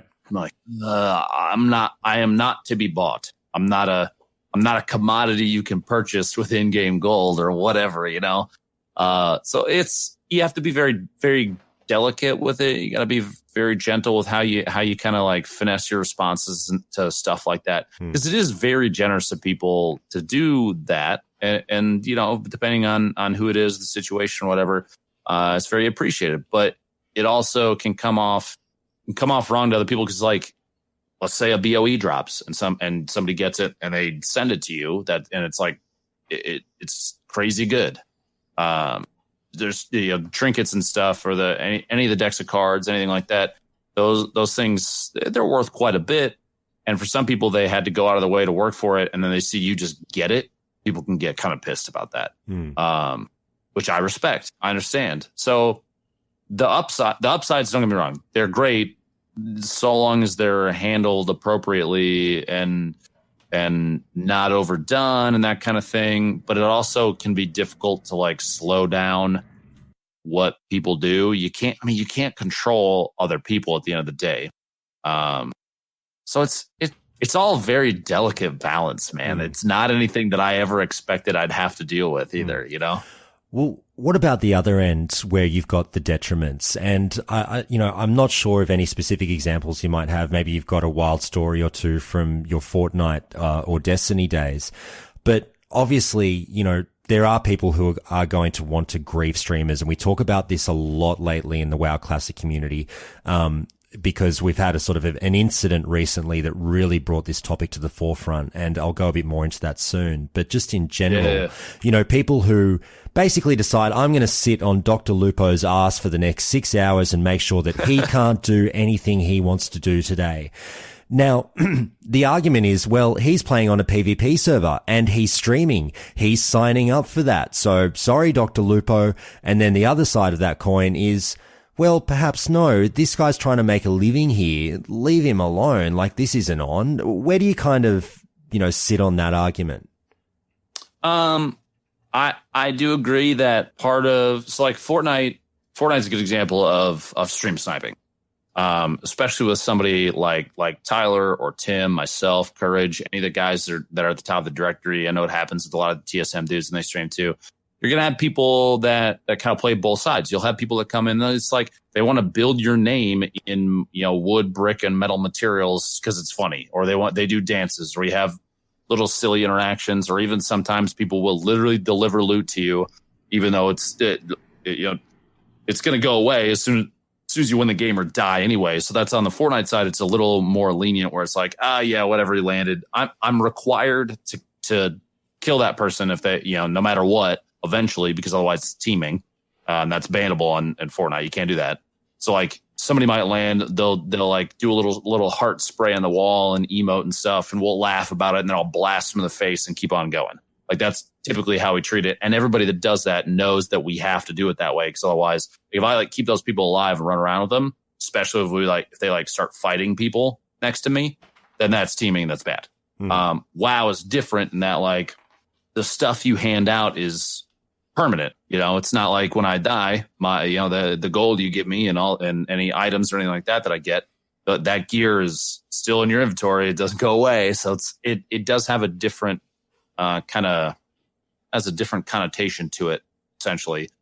But it's an interesting situation. I still think at the end of the day, I'm streaming. It's live. There's basically no delay. Down to it's basically 5 seconds max, because I have the low latency mode and stuff on too. So if you're watching the stream, you know exactly where I am. So you're kind of inviting it to a point. It's kind of it's part of the territory. But that being said, I will always have an issue. I have an issue with when people are deliberately trying to ruin something simply for the sake of ruining it. A good example, for a while, there was a kid that I'm not going to give him any attention. I'm not going to say his name. There's a kid that was consistently stream sniping in Fortnite in my games, Tim's games, especially Tyler's games. He would do it. He would get clip compilations from people's channels because he was trying to make them rage. And he put it together in YouTube videos and put it up on his YouTube channel. That was the whole thing he was known for, was stream sniping streamers and killing them. Granted, the other side of that, he would never post a clip of us dumping on him or something like that, because we killed him pretty consistently. And it also created some controversy because eventually, I think Tyler at one point, Ninja, in relation to this person, was just like, you know what, I'm gonna get this kid banned. I'm gonna message Epic. And it did not happen from that. What eventually ended up happening was one morning the kid was stream sniping me, and he and one of his friends, this was in solos, they pushed the same house, and one of them killed me, and they weren't fighting each other. So I looked back in the replay file, and I got a screenshot of one of them was like YouTube space, and then the kid's YouTube channel name, and then the other one was like YT and the dude's name space TV. So like it was the same name in both. Obviously, it was the dude and his friend. They were very clearly teaming. They were in the same house, not shooting each other, waiting to fight me. So I took a screenshot of it and I sent it to Epic, and he got banned. He got banned for teaming. I don't think they banned for stream sniping. It's looked down upon and frowned upon, but I don't think it's a bannable offense. But they do sure as hell ban for teaming, and so I got the kid banned. Because he is like, just like you would with anybody else, just like anybody would with streamer or not, they're gonna, you don't want to fight teamers and solos, that kind of thing. So the same thing, kind of like it circles back to on the WoW side of like they're very deliberately trying to ruin the stream. Yeah, that's kind of a douche move. So like, I don't care if like you show up, we fight. Let's say it's WoW. Let's say I'm in a contested zone. I'm running around solo. They run up solo. They wanted to fight me solo. We fight solo. It's a fair fight. They whoop my ass, and I'm like, sick, dude. It sucks. World PvP is one of the best parts of PvP servers. I absolutely love it. You crush me. Maybe I killed you back, something like that. A couple of ganks back and forth is fine. Then you just move on with your life, because that's always how it's always been.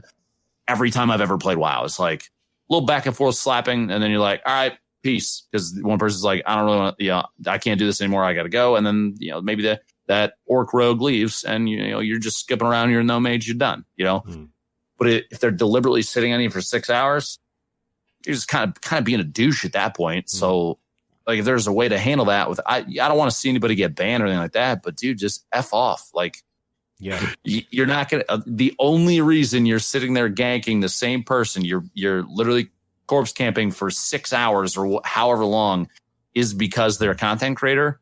You probably go do something better with you. Yeah, and it's been again a contentious issue, because you've got things like, well, corpse camping is allowed in World of Warcraft. It was never, encroached upon by the GMs back in the day if you mess with someone for a while. And then you've got the other thing in the terms of service that says, yeah, but they say that if you're actively destroying someone's fun in the game, I'm paraphrasing, if you're, basically ruining someone's enjoyment of the game, then it is a bannable offense, and blah, blah, blah. And they fight against each other. And that's something that we've been talking about lately, but also because of, a streamer event that was on in the beta recently. And, basically a bunch of really, really high level PvP players came together, organized by a streamer in a dueling tournament, and a griefer came along. It was the same faction thing. A griefer came along and just decided to start body blocking people for hours on end on the stream, sitting on totems so people couldn't target them and whatnot, and basically affecting the results of the tournament. And then when people started calling for Blizzard to get involved because it was ruining the stream, that created a huge thing. It's like, whoa, whoa, whoa, whoa, whoa. Are we now asking Blizzard to jump in and help people's streams get better? Or are we doing it as it's always been and just saying, Blizzard, don't touch anything? That's within the spirit of the game of people just kind of messing around with each other.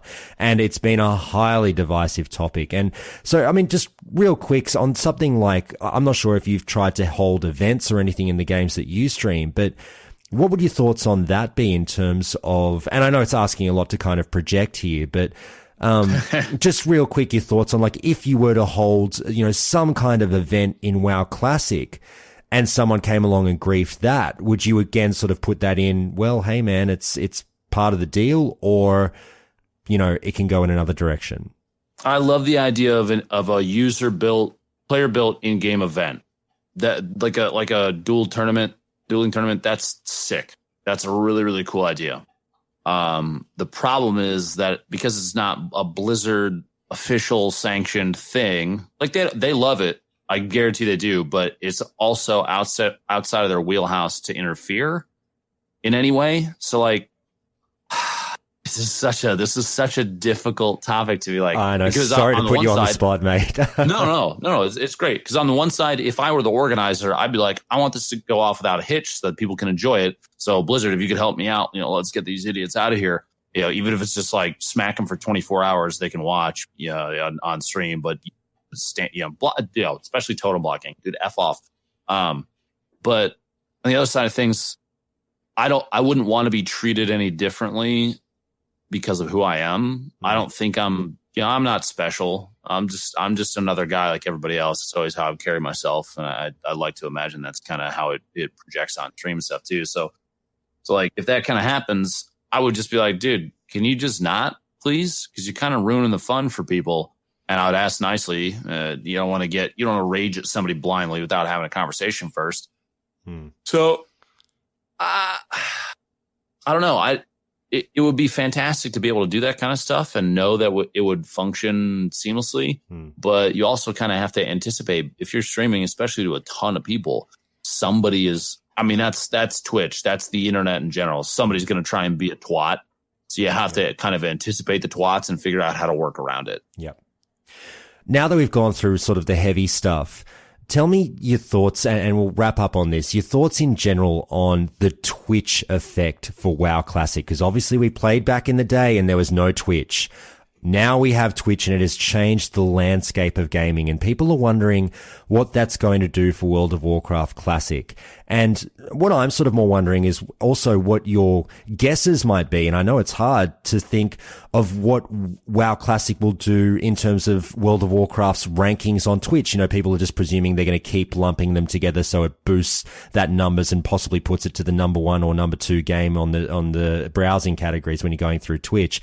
Some people are asking for World of Warcraft Classic to get its own category because that's what people want to see, divide them up. But then obviously I don't think that's in Blizzard's interest. But just in general, it's 2019, gaming has changed, people watch streams as they game and whatnot. What do you think the Twitch effect will be for this game? Oh, man. If I knew the exact answer to that, could probably benefit hugely when Classic finally is out of beta. I think it's going to be interesting to see how things form over time. I mean, they have a formula already. I mean, you can't change the way that WoW Classic plays because it's vanilla. Like if you change it, it's not vanilla anymore. That being said, back in the day, like you said, there was no Twitch. That influence wasn't there. You didn't have people watching and judging and helping and just the rate at which things were completed, all that kind of stuff. It might vary widely because you're going to have the ability, instead of like, hey, my guild, puts together everything in the guild bank, all the raid supplies, everything. Instead, you suddenly have the ability to say, hey, chat, we need all this stuff. Can you help us? And people that may not be able to have been able to compete for world first previously, just because they didn't have enough people, maybe they just were not lucky enough on certain things. That might not be an issue anymore because suddenly you have access to the entire audience potentially through Twitch. As far as as lumping the directories together, I feel like if it's World of Warcraft, it's World of Warcraft. It should be in the World of Warcraft directory, and it's on the content creators specify in the stream title.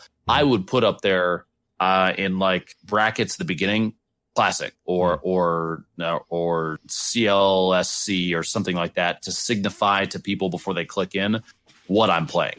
If it's Classic WoW, if it's or current WoW, Fair enough. Now, it's just real quick. Do you think it could beat out Fortnite for that number 1 slot upon release, or do you think the beta's kind of robbed it of that steam? No, I think release it'll be number 1 on Twitch. It would surprise me if it wasn't the official release, because right now, people can stream the beta and you get viewership because people want to see what it's going to look like, but it's more of you're dipping your toe in the pool a little bit. They're not going to go full send into it until it's full on released. So at release, people want to see who's going to get 61st, who's getting what everybody's playing, how everything plays out. It's all going to be done in a very short amount of time, so you're going to have a lot more attention on it. I think it will earn its number 1 spot on Twitch for sure during that time. I don't know how long it's going to hold it, but we'll see. We'll see. It would blow my mind if it did not shoot to first at release, especially when everybody's waiting for the servers to open, because you're going to have people that that like, Lyric's going to be sitting there with the screen up waiting to log in, and everyone's going to tune in to see when he logs in finally so that they can go log in. That's the interesting portion, that interesting side of Twitch where like people will literally watch it just to see if you can get into the game or not. It's very strange. I've always been confused by that. Well, mate, look, I can't thank you enough for doing this interview and being so fantastic. It has been an absolute delight listening to you speak on these topics. And look, please allow me to give you a chance to let people know again where to find you and what might be happening on your stream at the moment. So please go ahead and give yourself a quick plug. Go anywhere and look for Dr. Lupo. That's me. Instagram, Twitter, Twitch, YouTube, except for Facebook. That's still the old one. But if you can just go to Google and type Dr. Lupo in, you'll find me all over the place. Or just drlupo.tv is the website if you need everything in one spot. And speaking of upcoming things, depending on when do you think this is going to air? This will air either 1 or 2 weeks from today. Okay. So you'll just barely miss out on the Guardian Con block. Hopefully it went really well. When you're listening to this, look up to see how much I raised in 4 hours. The last block Guardian Con marathon. But the convention for Guardian Con is in Florida. It's coming up really soon. On top of that, like we have World Cup for Fortnite in New York City on the 26th to the 28th of July. That's going to be big. There's always stuff moving, man. It's one of those things where it's just like, pay attention to Twitter, Instagram, and stuff I talked about on the channel, and you're good to go. All right, mate. Well, look, Dr. Lupo, once again, thank you so much for coming on the show. Absolutely. Thank you so much for having me.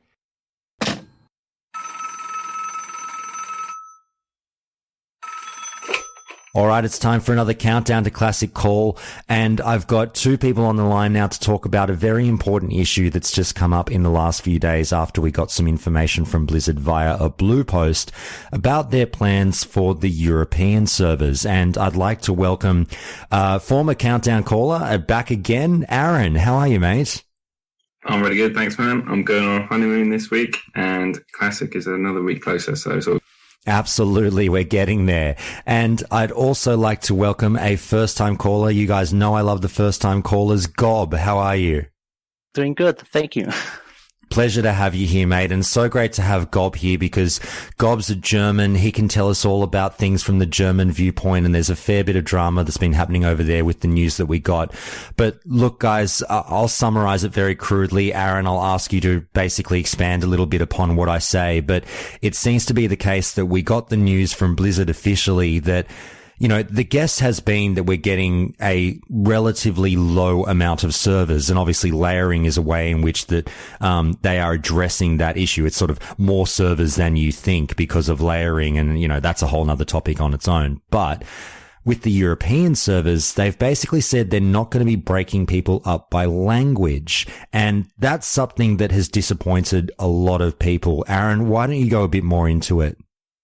Yeah, as you say, we'd all assumed, I think, that we would all get in Europe a few different set of language servers. So currently in retail, there are English servers, there are German servers, there are Russian realms, there are French ones, Spanish ones, and even Italian and Portuguese.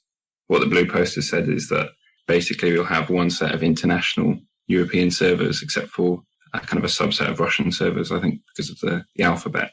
But basically we won't have servers split by language. We'll have just these international servers. And I think one of the things that's worrying people is you might have, while server populations might be healthy in terms of total numbers, you probably have effective kind of language communities within those servers. So actually the community you can play with is drastically smaller than it might otherwise have been. And as we know, Classic is a game that's all about the community. I think that's something that's worrying people. So that's something that's been flagged for concern from your end. But tell us how you felt about it and how you received that news and what you think this might do to your play experience. Yeah, I think this is one of the first things that's really kind of disappointed me. I've kind of seen lots of things, lots of decisions that have been made up to now kind of make sense, and I'll probably support most of the decisions. But this is something I kind of understand why it's been done, but I think it could have a negative impact on lots of people's enjoyment of the game. So I'm worried now about what server do we pick, and will we, 2 months down the line, realize we've picked the wrong server, and actually this is now the de facto French server. and what's going to happen in that situation, because it's hard to get groups. You got people spamming, well, not spamming, but, using trade chat, and you can't understand a lot of what's going on in there. It's not a great gaming experience, and that's not something I've really come across. Yes, in vanilla days, there were, European servers, but from launch in Europe, there were German and French servers. So generally people spoke English on the English servers. Yeah. Now, mate, I can definitely hear kind of the lament in your voice, and my heart goes out obviously to the people disappointed by this decision from Blizzard. But I guess the one solace that you could take from this news is that you're part of the, English speaking section of that community, if you will, in that English is your predominant language. And I think that, many Europeans, despite what country they are from, do speak, some English. So you might be, not saved, but you might have a little bit of a saving grace there. However, we've got Ghob here on the line, who is a German, obviously speaks English. However, I think the Germans and other people like, the French and whatnot will have a bit of a different viewpoint, because granted, some of them might speak English, but they might want to enjoy the game in their mother tongue as well, if you will. And sort of having everyone put into the same melting pot is, as you said, it waters down the experience a little bit. Ghob, I'd ask you, what have your thoughts been on this, and what's the reception been over on the German forums to this news? Okay, to be honest, first, when I read this blue post, I didn't understand what's going on and was some kind of, okay, I'm fine with it, because I knew I will run an English-speaking guild, and so from my personal experience, there is no difference in it. But on the second thought, I went into the forums and realized that many people maybe speak English or had English classes years ago, never used the language, never consumed any English-speaking media or stuff at all, and are basically afraid now because they don't know how to communicate, they don't know how to play with French guys, they don't know what to do with the Italian ones, and I totally understand their points basically, and their fear in this point.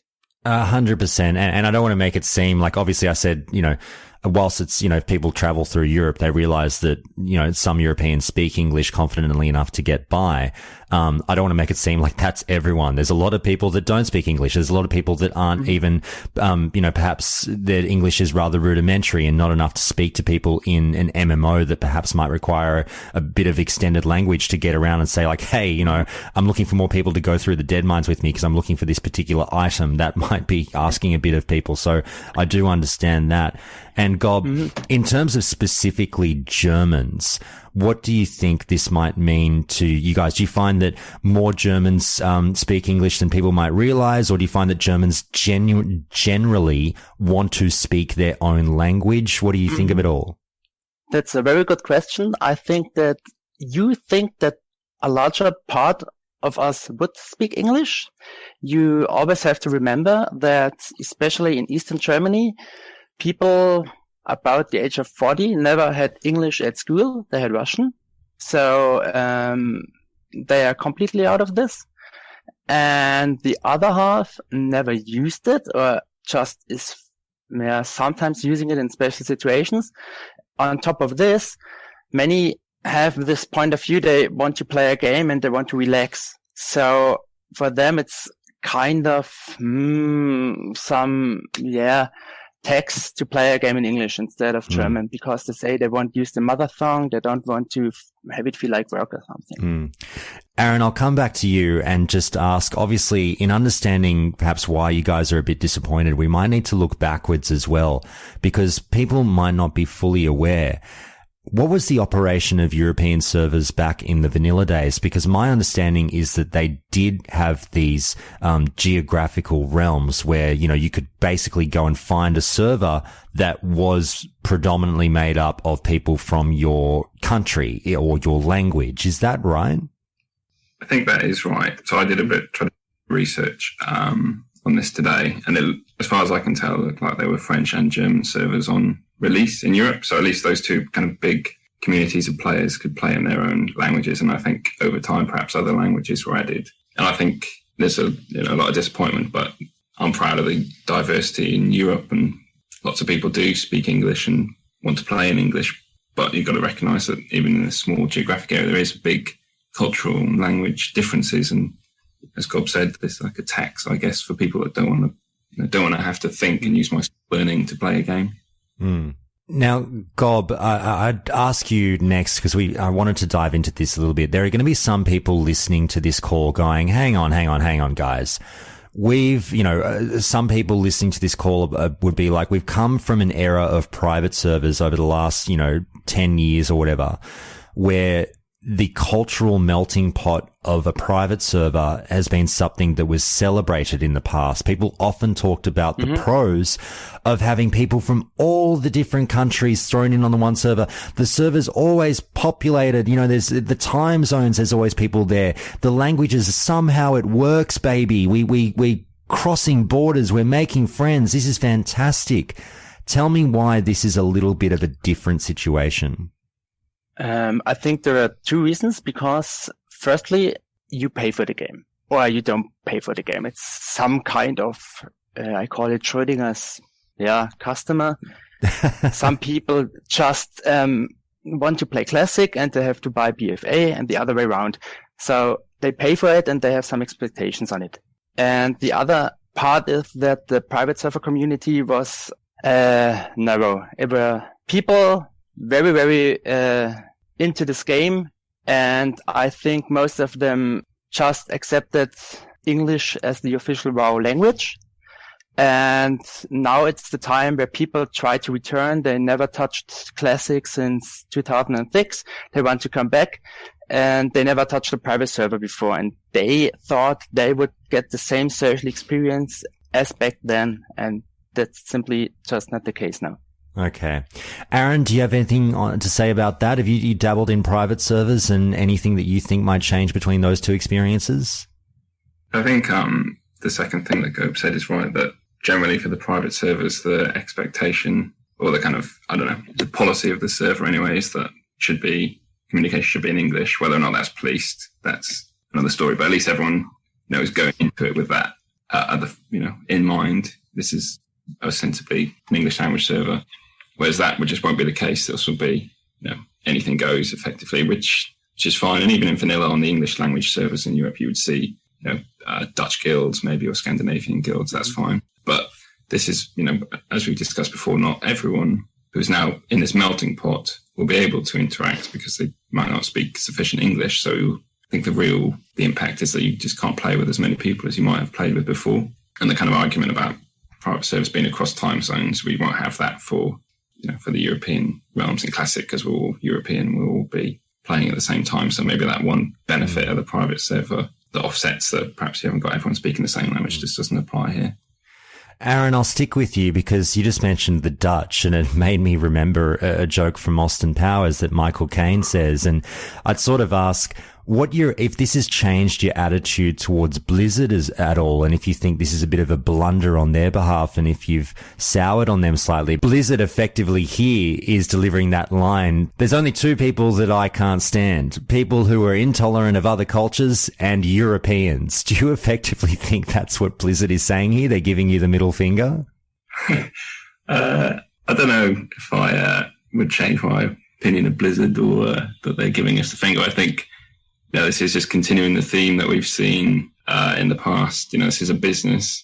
They obviously think that this is the best way to maintain server population and maybe save some costs. Because, people going into these international communities, maybe they don't have the same expectation that I'm going to get customer support in my language.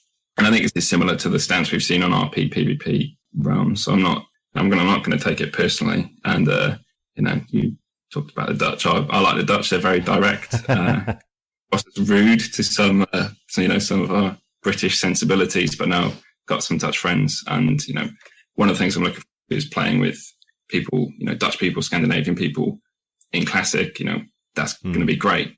But we speak English, we can communicate, we can play together. So, I don't think I wouldn't take it personally, but, it's not great. Okay, Ghob, I'd ask you the same question, whether it's changed your attitude towards Blizzard at all, but also what I'd ask after that is this going to affect the way that you play the game? Like, for instance, if you come up against someone who clearly doesn't speak German, doesn't speak English, will you try to communicate somehow with them through emotes, through, I don't know, is there some way you can try and make it work, or would you just shrug your shoulders and walk away?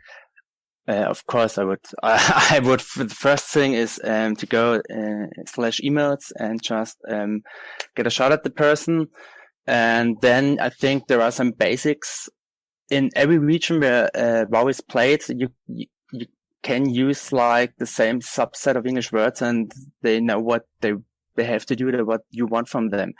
That shouldn't be the problem. It's more the problem for the social experience, and that's what the people are afraid of. Right. So do you think there's a universal language? If you're both Horde and you point at a gnome and say "lol," they'll understand what's going on. Yeah. Or if I just go to a mage and say "portal" or "food," "water," or whatever, that's basically the same. Yeah. Or okay. So has this changed your attitude to Blizz at all?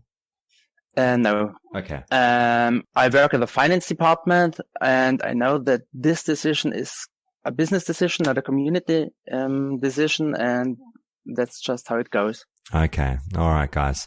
Well, look, let's wrap this one up. As I said, my heart goes out to the Europeans who are hoping for a slightly, a better classic experience in terms of being able to run around on a server with everyone speaking the same language as them, perhaps.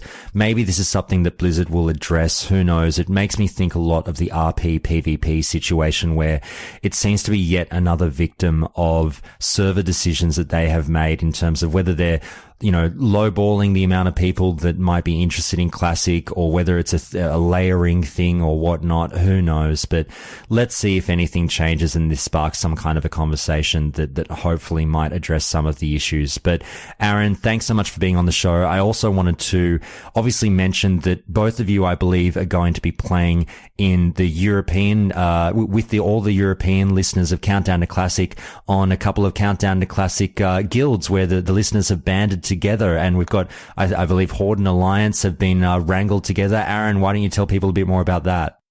Sure. So I'm an officer with the Horde Countdown to Classic Guild.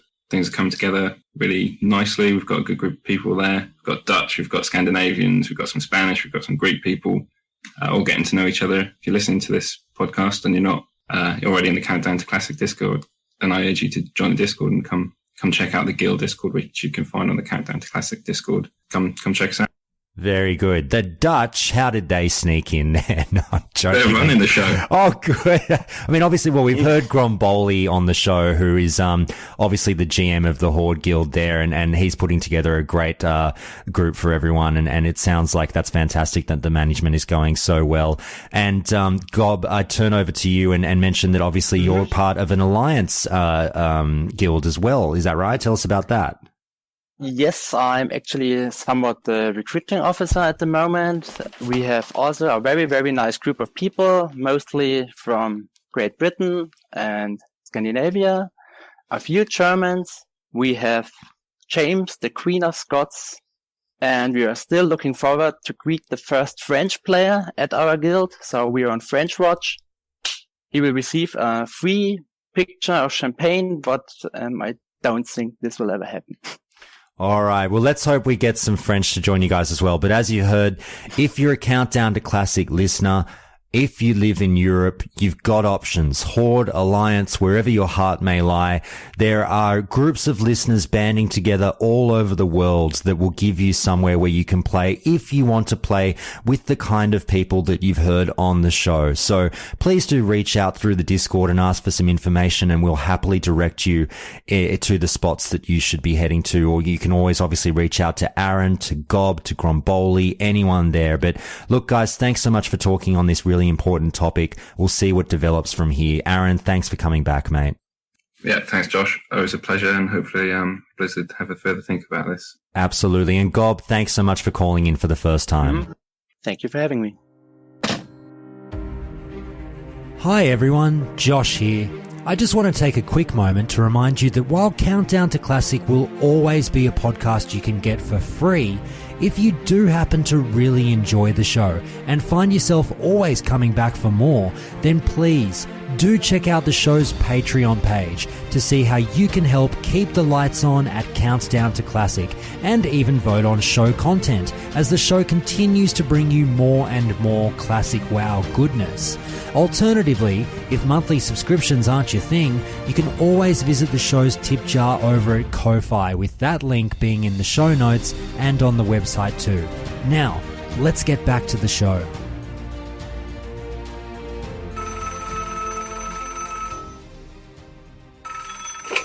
It's time for another Countdown to Classic call, and we've got John Staats back again. I'm so excited. You can hear me laughing because he's actually just said something that I'm going to edit back in. But John, you were telling us something about Alterac Valley and the making of it. And I'll just get you to say one more time. You mentioned that before I hit the record button. What was the name of the person who designed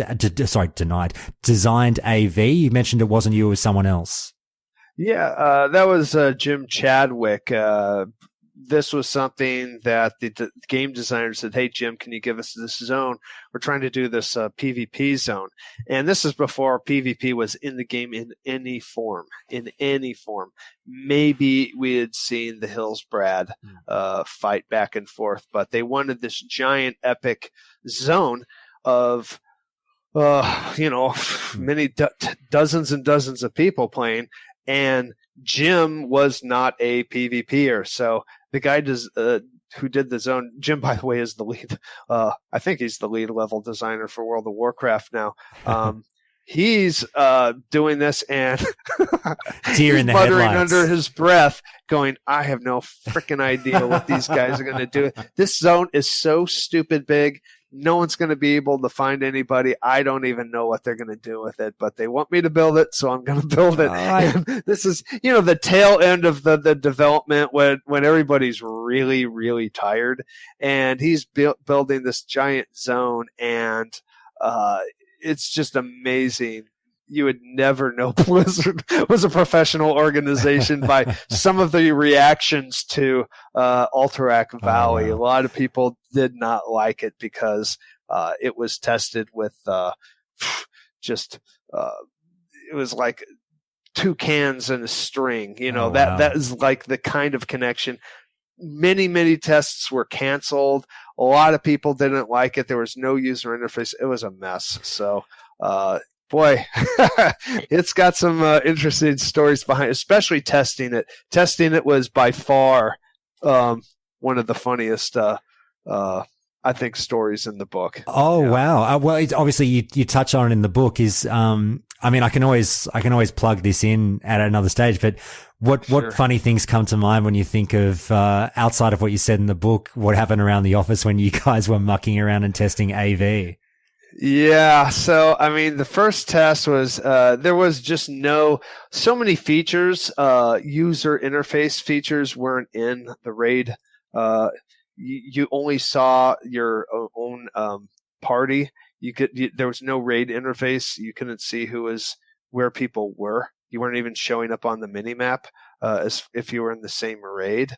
So and this is what we tested on the development team, and the testers were the people who were not crunching for World of Warcraft. Basically, the designers who knew everything about playing super well at a high level, and the artists who barely even played World of Warcraft. And it was the mix of these two types of people playing Alterac Valley at max level, and it was just the worst test you could possibly imagine. Everything.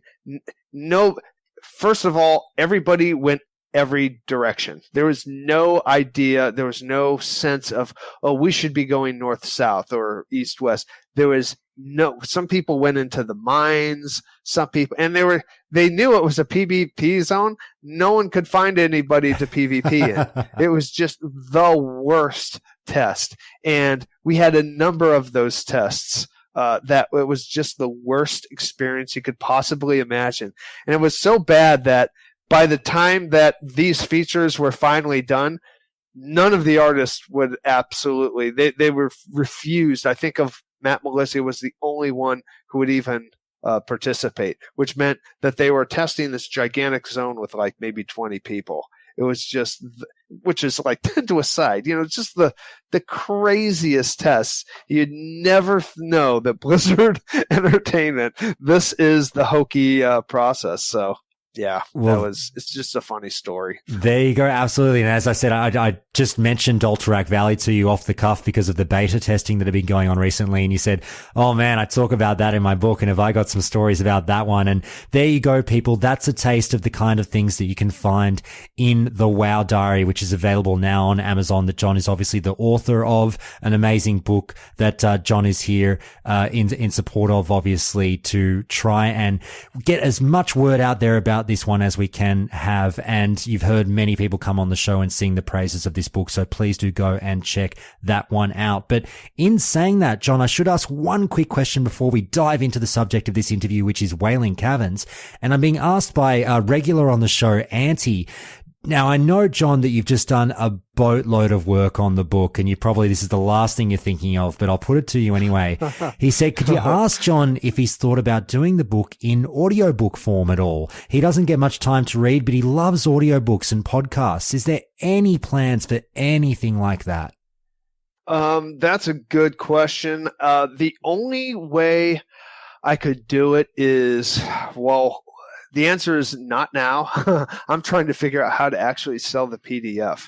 Amazon, I just learned today, this is like, I'm having like 12 and 14-hour days just working and fulfilling books on Amazon, learning that, it costs $40 per copy to send to Canada if I just mail it.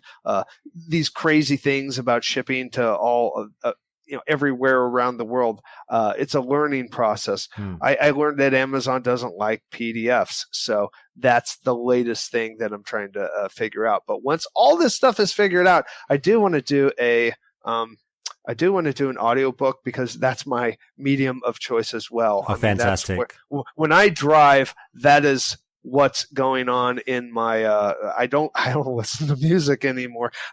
I go into the right hand lane and I drive nice and slow and I just listen to my audiobooks, and I totally want to do it. Now, I will warn people that the WoW Diary has like over 130 images that really you haven't seen before, and there's annotations. Every image, the thing that drives me nuts is that when there's a cool image and there's not a caption next to it. So every single image in the WoW Diary has a story behind who created it, why was it made, the production story.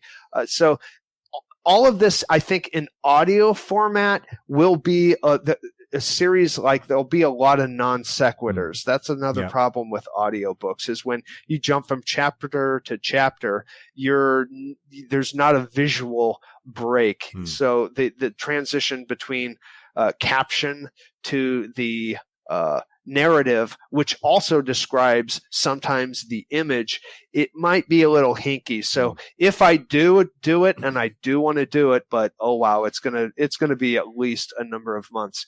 It'll be an abridged version. So you're not going to, the only way to do it is an abridged version, because without a lot of some of the visuals, like some of the captions do support, they're instructional. This book is how we did things. If I have a color study of Bill Petras painting one of the zones, I'm zooming in and I'm showing, here's the brush strokes that we do a nice loose concept sketch, and it's easy to paint. But in audiobook, I don't know how much that's going to translate. So it's going to be, I'll have to massage it a little to work it out. Well, much as it obviously should be your voice, I tell you what, if you ever need to borrow some dulcet Australian tones, I'm here for you, buddy. All right. And I might take you off. Yeah, hey, I'm being serious. If you ever need any help, just let me know. But also, someone in on this call is suggesting another person who might be good to voice the audiobook. NostalgiaDad, why don't you tell John who you think should voice it? Chuck Norris. I think it would work. Definitely, I would take Chuck. Chuck's got some time on his hands. I'm sure he could do it. But look, and with that, let's introduce the people who are in on this call, who we're talking everything and anything, the design of Wailing Caverns, and you've just heard NostalgiaDad. So say hi again, NostalgiaDad. Hey, man, I'm really happy to be here. It's been a while, and I love this instant. It's been too long between drinks, as I love to say on the show. And we've got another person who it's been way too long. Ganorin, how are you, mate? Hey, I'm doing really well, Josh. Happy to be back. Third time on the show, and it's my first time talking about Warcraft, so I'm pretty excited. I know, right? It should be a good one. And back straight again after being on the show recently, Kit. Hey, good evening, everyone. I may or may not have just wrapped up running Wailing Caverns on the stress test earlier. Oh, very good. Then you'll have it very fresh in your memory. And look, here's what we'll do, guys. John, as you know, we like to start pretty general. Let's just get straight into it. Wailing Caverns, were you happy?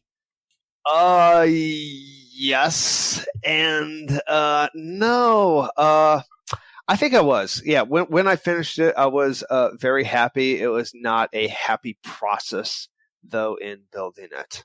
I had I don't know how deep we want to go into the story of the Wailing Caverns, but I think I was actually happy. When I go on vacation, my family growing up, when I was a kid, we did tours of mansions, old houses, caves. I grew up in Ohio. There's lots of caves in Kentucky. Mammoth caves are in Kentucky. Just a huge influence. When you're a little kid and you're doing tours through the Mammoth caves, oh my gosh, like you see what real stalactites and real stalagmites, how they form. And you see that parabolic shape of it going from the floor, the plane of the floor, to the column, toward the ceiling, or, in the reverse down. You get just an appreciation for the right way of building it. And I really wanted to be the first person to really build a convincing 3D dungeon. And I even heard that comment from some of even the most critical artists on the team, that this was like the first cave in computer games that really pulled off the cave, what a real cave actually looks like. And it was not easy. It was a lot of work. Like those little stalactites and stalagmites, each one was individually sculpted. There was absolutely no copy and pasting, which I thought was crucial in building them. But I'm actually, even now looking back at it, I'm very happy with the way a lot of it looked. It was definitely way too big, but that's a whole nother story. All right. Now, those stalactites were so appreciated. That's my favorite part of the whole play. Thank you. Thank you. Now, I just want to quickly ask this one, and then, guys, I'm going to throw it open to you, because all of you probably had this question, but if I forget it, listeners will absolutely murder me. Now, John, I alluded to this in our last call. Here we go. The gaps, the jumps. Now I believe there's one outside and there's one inside in the Wailing Caverns. People want to know what's with the gaps. Why did you make us jump? Were you messing with us? Was that some design choice, or was it just a mistake? No, you know what? The one on the inside, and I believe. Okay, so let's talk about the one on the outside. Are we talking about above the dungeon, the skull type of I think now, outside? Guys, correct me if I'm wrong. It's just before the entrance. As you enter, there's that one room right before you instance inside, and as you come up over the right side, there's a drop down that will drop you down onto some mobs. It's a ramp down. And they're elite. Right underneath you, they'll kill you. Right. Okay, I think that's just okay. That was just me getting my legs. This was actually, I think, this is the first dungeon I think I built that actually made it in game. Okay, so had no idea we had no idea what the size of a party was going to be. We had no idea how many monsters were going to be running around. The concept was Metzen said, hey, it's going to be Isle of Dread, bunch of monsters running around in a cave. That's the concept. So dinosaurs in the cave, That's the concept. And it's not a lot of, I mean, caves are cool, but to make that many rooms with just caves and dinosaurs, it's kind of hard. So the first drop down was, I think, if you go into the dungeon on the left-hand side, you can clear that area out first. And then if you go, you backtrack and then go on the a different fork. Again, this is also whether or not the dungeon was linear or non-linear. This is a big question. We had no idea if we wanted linear dungeons or not. So frankly, part of that first area was probably experimenting with the idea of a drop-off, jumping from one area to another. We had no idea if that was going to be fun or not, whether that was going to afford some opportunities in gameplay. That could have been a boss area. You know, we had no idea. So, and I'm building geometry, by the way, that wasn't even spawned for years later.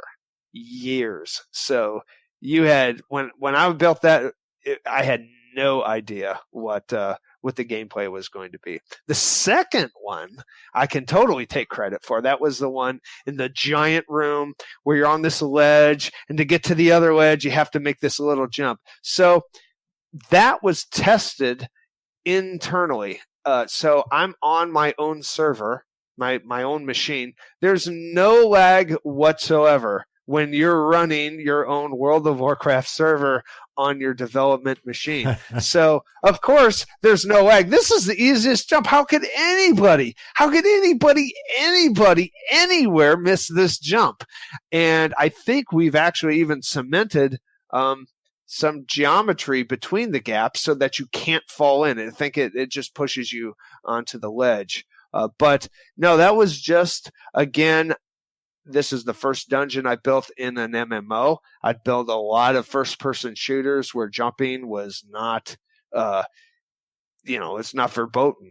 There was no issue with the servers. We had no idea what the lag was going to be on the servers, and the gap got smaller and smaller. So probably the gap that you're falling through on that ledge, that's the smallest version of that gap. So it was actually, we had some pretty long jumps, and they were all super, super easy to make because we were doing this again internally, where there was really no server. You're just running it on your own machine, and I guess in some way it was the server, but when you're doing it locally, it didn't seem that bad of a thing. So again, we learned not to do that. So it's a shame we didn't fix it, but yeah, Wailing Caverns had some flaws in it. That is for sure. Now, last question before I throw it around to the guys, but, as I like to do, talk about the inspirations. You talked about your caving and, real life caves that you saw and how you were absolutely, enthralled by some of the things that you saw as a child. But outside of that, you've also talked about, Metzen goes basically dinosaurs in a cave. Is there a kind of like, land before time or land that time forgot kind of vibe that you tried to bring across in the aesthetics as well? Well, I mean, I knew dinosaurs from Land of the Lost. I mean, if that's what we're going to, that old 70s series when I watched it when I was a little kid. But yeah, I mean, other than that, maybe Godzilla. That's the only dinosaurs that I guess we saw the Steven Spielberg dinosaurs, but no, it was Isle of Dread. That's the vibe. Just dinosaurs in a cave. It didn't get any more inspired than, we haven't done dinosaurs. Let's do dinosaurs here. So that's literally the concept. And as far as the discussion got, because I knew, okay, dinosaurs aren't very techy. They're not going to build anything. So, and I think the whole thing with the druids and the dreaming of all that stuff, I think that all developed as the years went by, as the Wailing Caverns just kind of sat there waiting for textures or waiting for spawns or waiting for gameplay. Then someone came up with the idea, and I thought it was a very good idea, that final room where somebody's actually dreaming. It's kind of like what's that Michael Crichton movie? Not Jurassic Park. Not Jurassic Park. The one where they go underwater and whatever they're dreaming is coming to life. Sphere. Oh, okay. Okay. I think that was the idea behind the quest. Now, that was Metzen's idea, but, it's a cool idea. I mean, certainly it explains all the dinosaurs running around this cave. But no, it really is a very low concept dungeon. We haven't done dinosaurs. We're doing Ungoro Crater, so therefore we'll have a lot of dinosaurs. Let's have a dinosaur dungeon. And really, there's only when you think about it, there's really no other dungeon you can do with dinosaurs other than just a big cave. So it's kind of like it just writes itself, so to speak. All right, let's throw around the traps, guys. Ganorin, let's kick off with you. What have you got for John? So I guess I would like to just start with that area of the cave before you even get into the instance, because I know that you designed pretty much all of the outer world caves, and it sort of feels like that first maw that you walk into in the oasis in the Barrens seems like that may have been a potential starting point for the instance before the instance itself. Am I getting that right? Because it just seems as though you're in a totally different place, but that would have made the instance like that much bigger than it already is. So I was just wondering if that was the concept going in. Yeah, that's actually a good jumping off point. In my book, what I wanted to do is not write a book that was all about dungeons, okay? Because I knew dungeons. I knew how to build dungeons. When I came to Blizzard, they were pumping me for information on how to build dungeons. So I wasn't really interested in writing about dungeons. And so I actually didn't. I wrote about everything else. So I was very careful not to write too much about dungeons in the WoW diary. So I kind of didn't. And one of the few dungeons that I did write about was the Wailing Caverns. And it was because it was my first dungeon. We made a lot of mistakes with game design and theory that just did not pan out. And there's quite a big section called the growing pains of the Wailing Caverns. And you're touching on something that just really, even to this day, I'm like, really? You're putting the instance line there? That was I thought naturally, and a lot of other designers thought naturally, that the instance line was going to be at the very front of the cave. And the final room was actually right where the instance line is today. That big room, that big circular room, that was actually the boss room. You're clearing this room. There's going to be a lot of patrols. That was kind of the idea. But then having it built, having it textured, having it lit, the designers, Alan Adham, guy who founded Blizzard, he's basically the design guru of Blizzard. It all came from Alan Adham. He was a EverQuest junkie, and he said, "This looks absolutely fantastic, John. This is where we're going to put the instance line." And he puts it where the boss is supposed to be.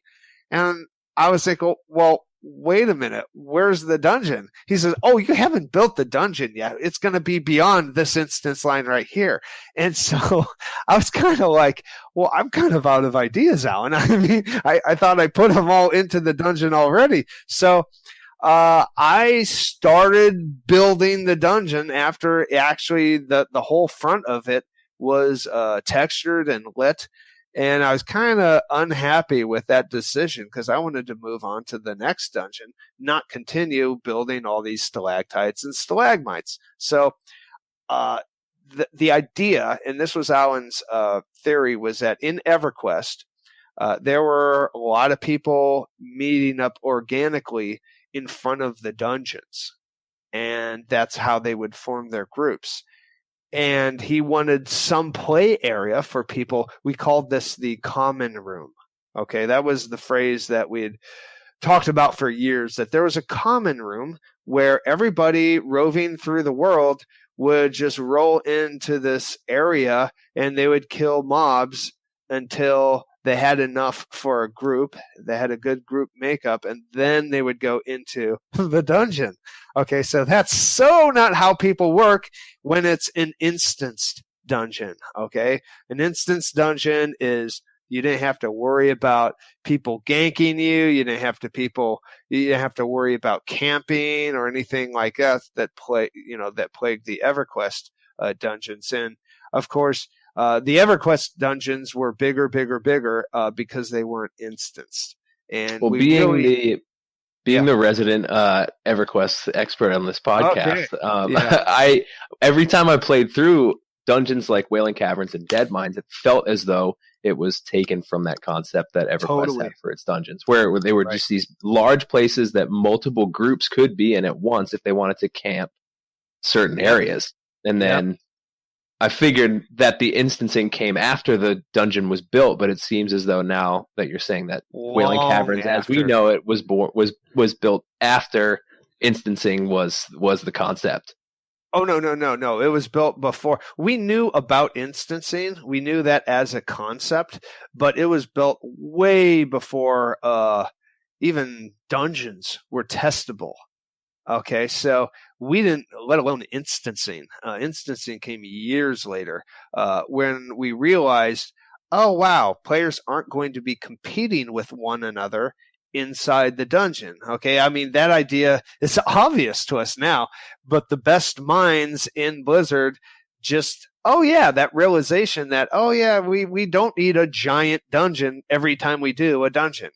But up until the very end, when we were actually doing dungeons, the motto was, Jeff, it's kind of funny, Jeff Kaplan and I, we had this a joke between us. I was happy to build giant dungeons, okay?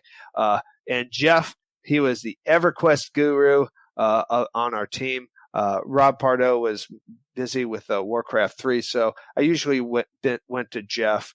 Alan was usually in a meeting or gone, so Jeff was the guy to go to. And Jeff had this. He had two mottos. There's no such thing as a dungeon too big. Okay, we kind of said that jokingly when I asked him. I have an idea for this room. Is this going to make the dungeon too big? He would say that, and he had another motto as when in doubt, make it bigger. Okay. Those were the two rules to live by. And we kind of joked. I had gone to his office a million times. Just, are you sure this isn't too big? Just to and that was kind of the motto up until Karazhan, believe it or not. I mean, up until that time is like, okay, these dungeons are too big. That phrase had never even, occurred to us. So, building Wailing Caverns, it was bigger. And the reason why he called the chapter the Growing Pains of the Wailing Caverns is what I did. I showed the phases of Wailing Caverns. There's this one page, and boy, if there's ever a teaser to buy the book, this is it. It shows the stages of the Wailing Caverns being built. There's the first one, which I first described, where the giant room was the boss room. Then I built it was a passage that crossed a cavern. It was like this channel of water, and on the opposite side, that was the final boss room. That was my second pass. Said, okay, now it's bigger. And they wanted, no, this has got to be bigger. So I built one wing of the dungeon, okay? And I did that and says, is this big enough? They said, it would be safer if this were bigger. So I did the snake area of the dungeon. That was the second area. And even as big as those, I had the idea, okay, these guys need a giant dungeon. Again, nothing was playable or testable. Then I thought, well, we haven't done a maze yet. Let's see if a maze is fun. Okay. that's how the maze actually happened. And we learned that, oh my gosh, mazes are so not fun. And so rather than cutting it out, which is what we should have done, and I think that's what's live on retail right now, I had put a trail of mushrooms. That was the shortest route through the dungeon, but there's so much going on. You would have never even imagined that this line of mushrooms was the route. If you just follow the mushrooms, that's the shortest way through the maze. It was just way too big, and it was actually one of the another reason I talked about the Wailing Caverns is I wanted to show the artists in the dungeon department. In fact, I was the only one in the dungeon department playing the dungeons in the beta. It was too high level. It was too long to get through a dungeon, and I wanted to show them how much fun it was to be in a dungeon. And I showed them, and none of them had any aggro management experience.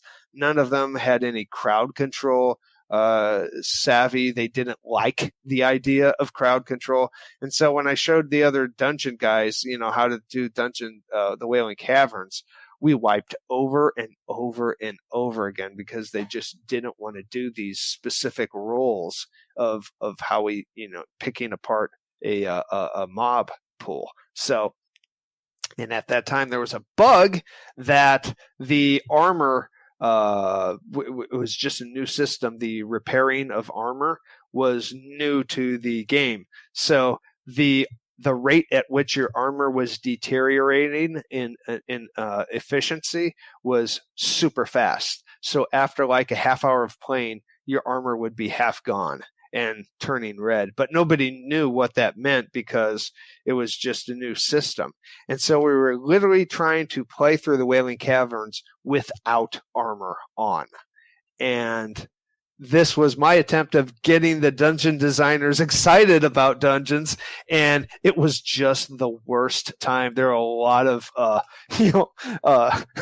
lot of expletives and finger pointing, and artists going, "This game sucks. This game's no fun. What are they doing? This is horrible." And it was a horrible experience, but it's we didn't know any better. So that I think I inadvertently turned a lot of them off to playing in dungeons, and I think that stayed for at least through the late beta.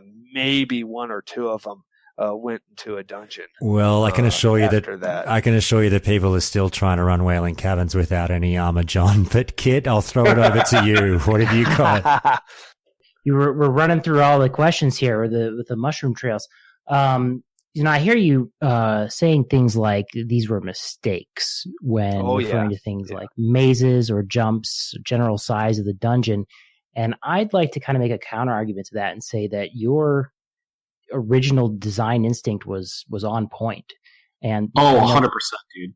The opposite end of that spectrum is what exists a lot today, which is kind of the equivalent of a roller coaster ride. Like, it might be a wild ride, but you're locked onto like one track, and it's like you're at the start and now you're at the end of the dungeon.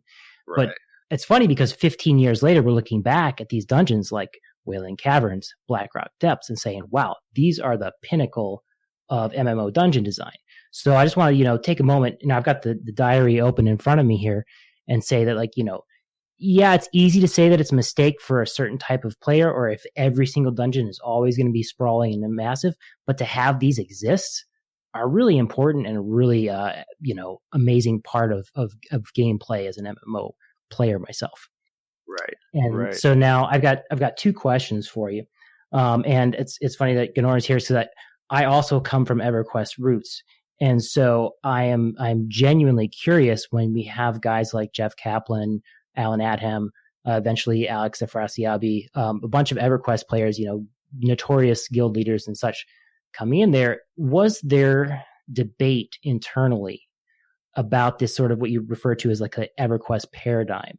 So like in the dungeons in EverQuest, there was no instancing, so they had something called placeholder mobs, right? So the boss of a dungeon might not be there right now, but if you kill his placeholder mob enough times, like eventually he'll pop up there. Right. Was there ever a debate internally as to like, would there be an element like that in WoW, and was it overruled, or like where was that sort of line drawn? And then I've got one other about Wailing Caverns. Yeah. Oh, we had debates where, oh my gosh, we'd have team-wide debates, and team-wide there'd be like maybe 25, 30, maybe 10 people from team one would show up, whether or not we would instance dungeons. That was the big decision. The arguments were obviously instancing dungeons. It was a great idea. It was we know what instancing is, and that was basically the concept. But the argument against it was actually very a good one.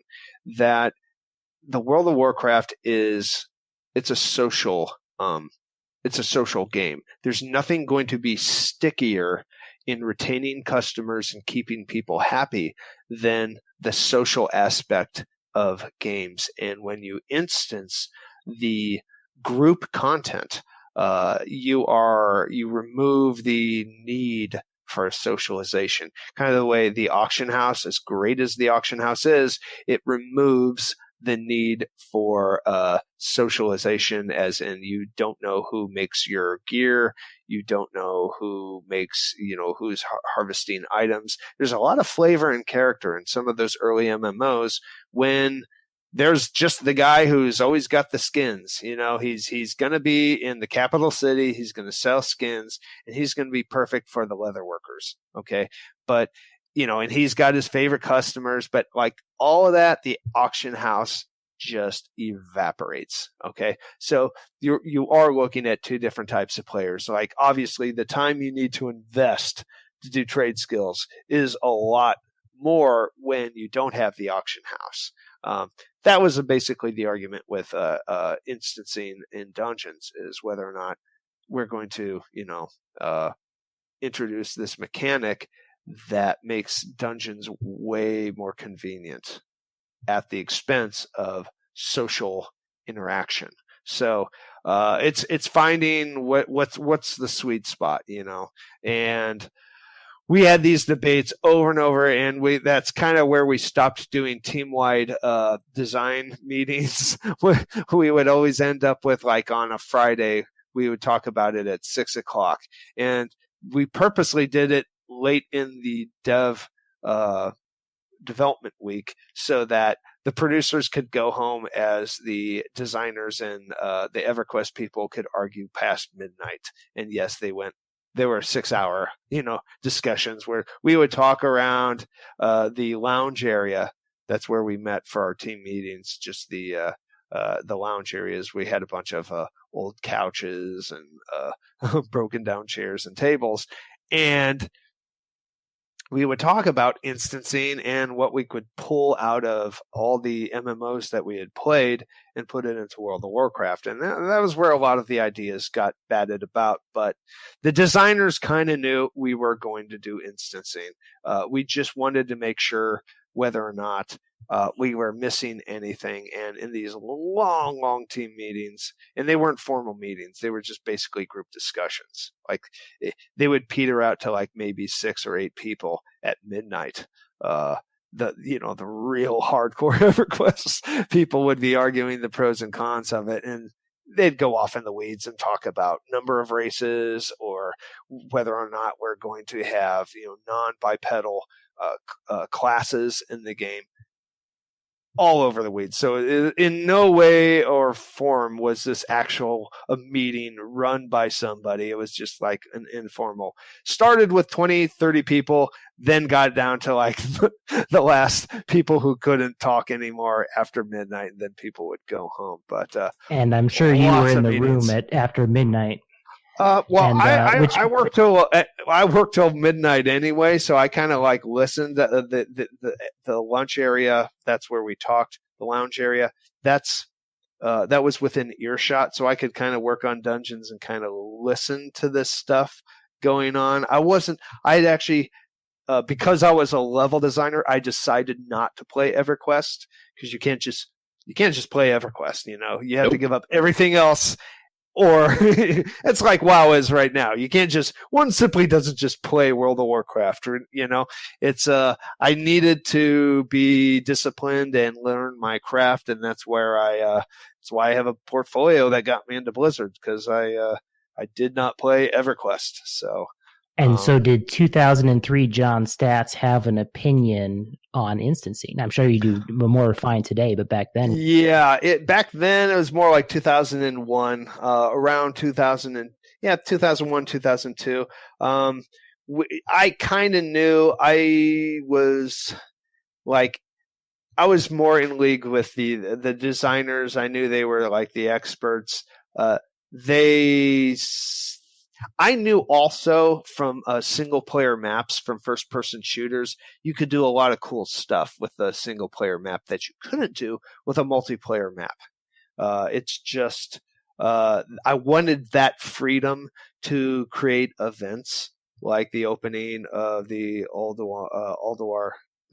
Uldaman gates, locked doors, you can't do any of this stuff in, just free for all, multiplayer maps. So the more it could be gated and controlled by instancing sounded like it was something that's what I wanted. I'm a level designer, so I'm in it for that.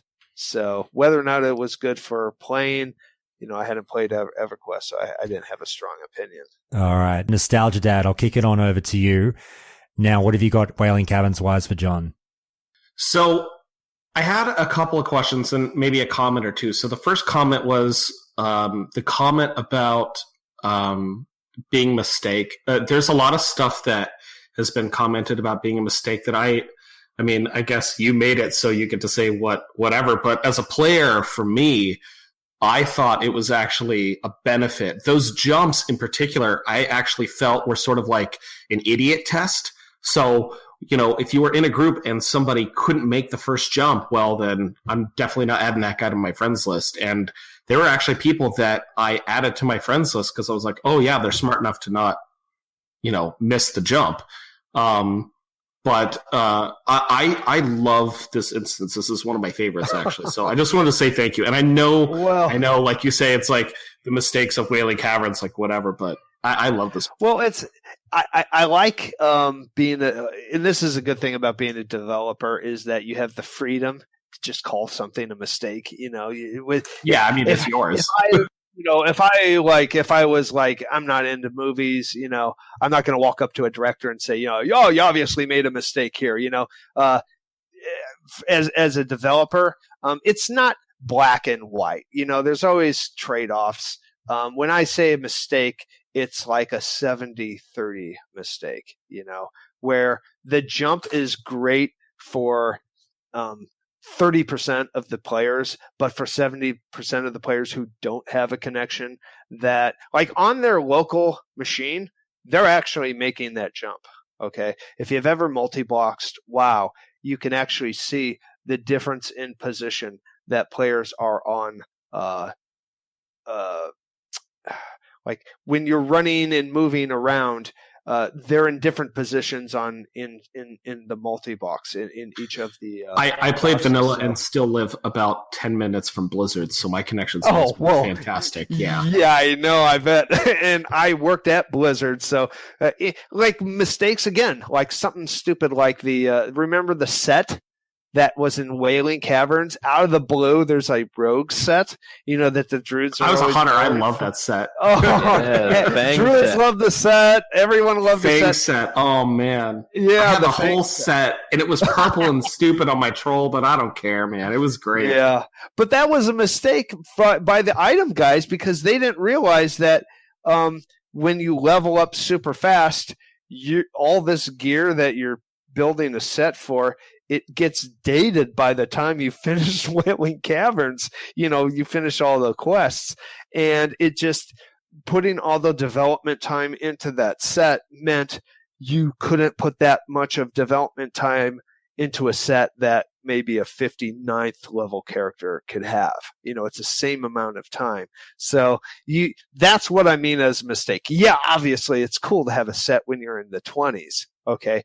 But, putting the time into that set means you're taking coolness away out of something else in the game that could have been neat. So it's, it's always a trade-off, and that's what I mean when like mistakes. And frankly, there were experiments, really. The set, the jump, the way, whether it's linear or non-linear, they were experiments that we learned not to do. So whatever that word is, that's basically where we're talking about here. So my question was actually regarding before you zone in, there's this pool of water that's super deep that's got an elite monster in it that was always sort of a trap for new players that didn't know it was there. And I was wondering, did you plan, when you built that out and you designed the geometry, did you plan to put something in there on purpose for that? And if so, was that sort of inspired by the caves around Catalina Island off the coast of Southern California? Are we talking about the final room? No. In the before you zone in, the big room. Before the big room. So right when you walk into Wailing Caverns, where you originally thought the instance portal was going to be, you go through some section with some raptors, and then you go around a left turn, and you head down this hallway, and there's this pool of water that you think you can walk across, but instead is this elite monster down at the bottom who'll just own the shit out of you if you don't get out of the water right away. That is completely. I didn't do any of that. That's the exterior designers. I think it was a cool area that had a lot of presence, and so they wanted to put some weight onto it by putting this, crazy monster out there. That was probably just to make the area cool. I mean, there's not a lot of cool areas in the exterior designer who built the Barrens, Matt Sanders. He's probably one of our best exterior level designers. He always got the harder zones to do. And he hated the Barrens. He hated the idea of an empty zone. And I think his instinct. It's so alive. Well, it's my favorite zone.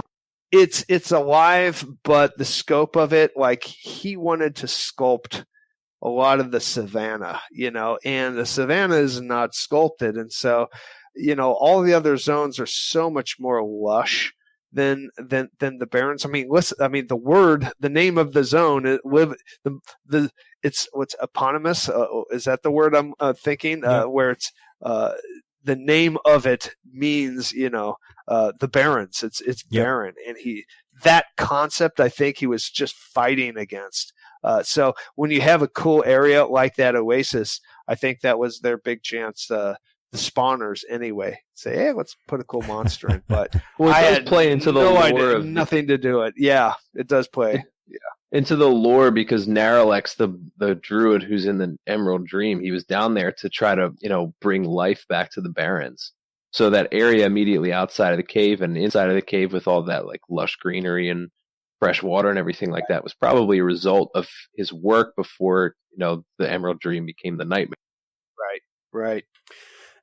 Well, I kind of want to go. I'm running around in an empty Wailing Caverns right now, and I want to gush over the colors because it reminds me a lot.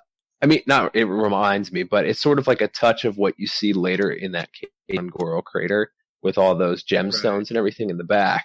You have oranges, you have green, you have blue, you have purple, reds, like just rooms that are totally filled with that color. And I wanted to ask what. I mean, I guess the oranges and everything has to do with the torches and the fires, but the blues and the greens and purples and such. Come from? Yeah, exactly. Okay, so this is a whole thing.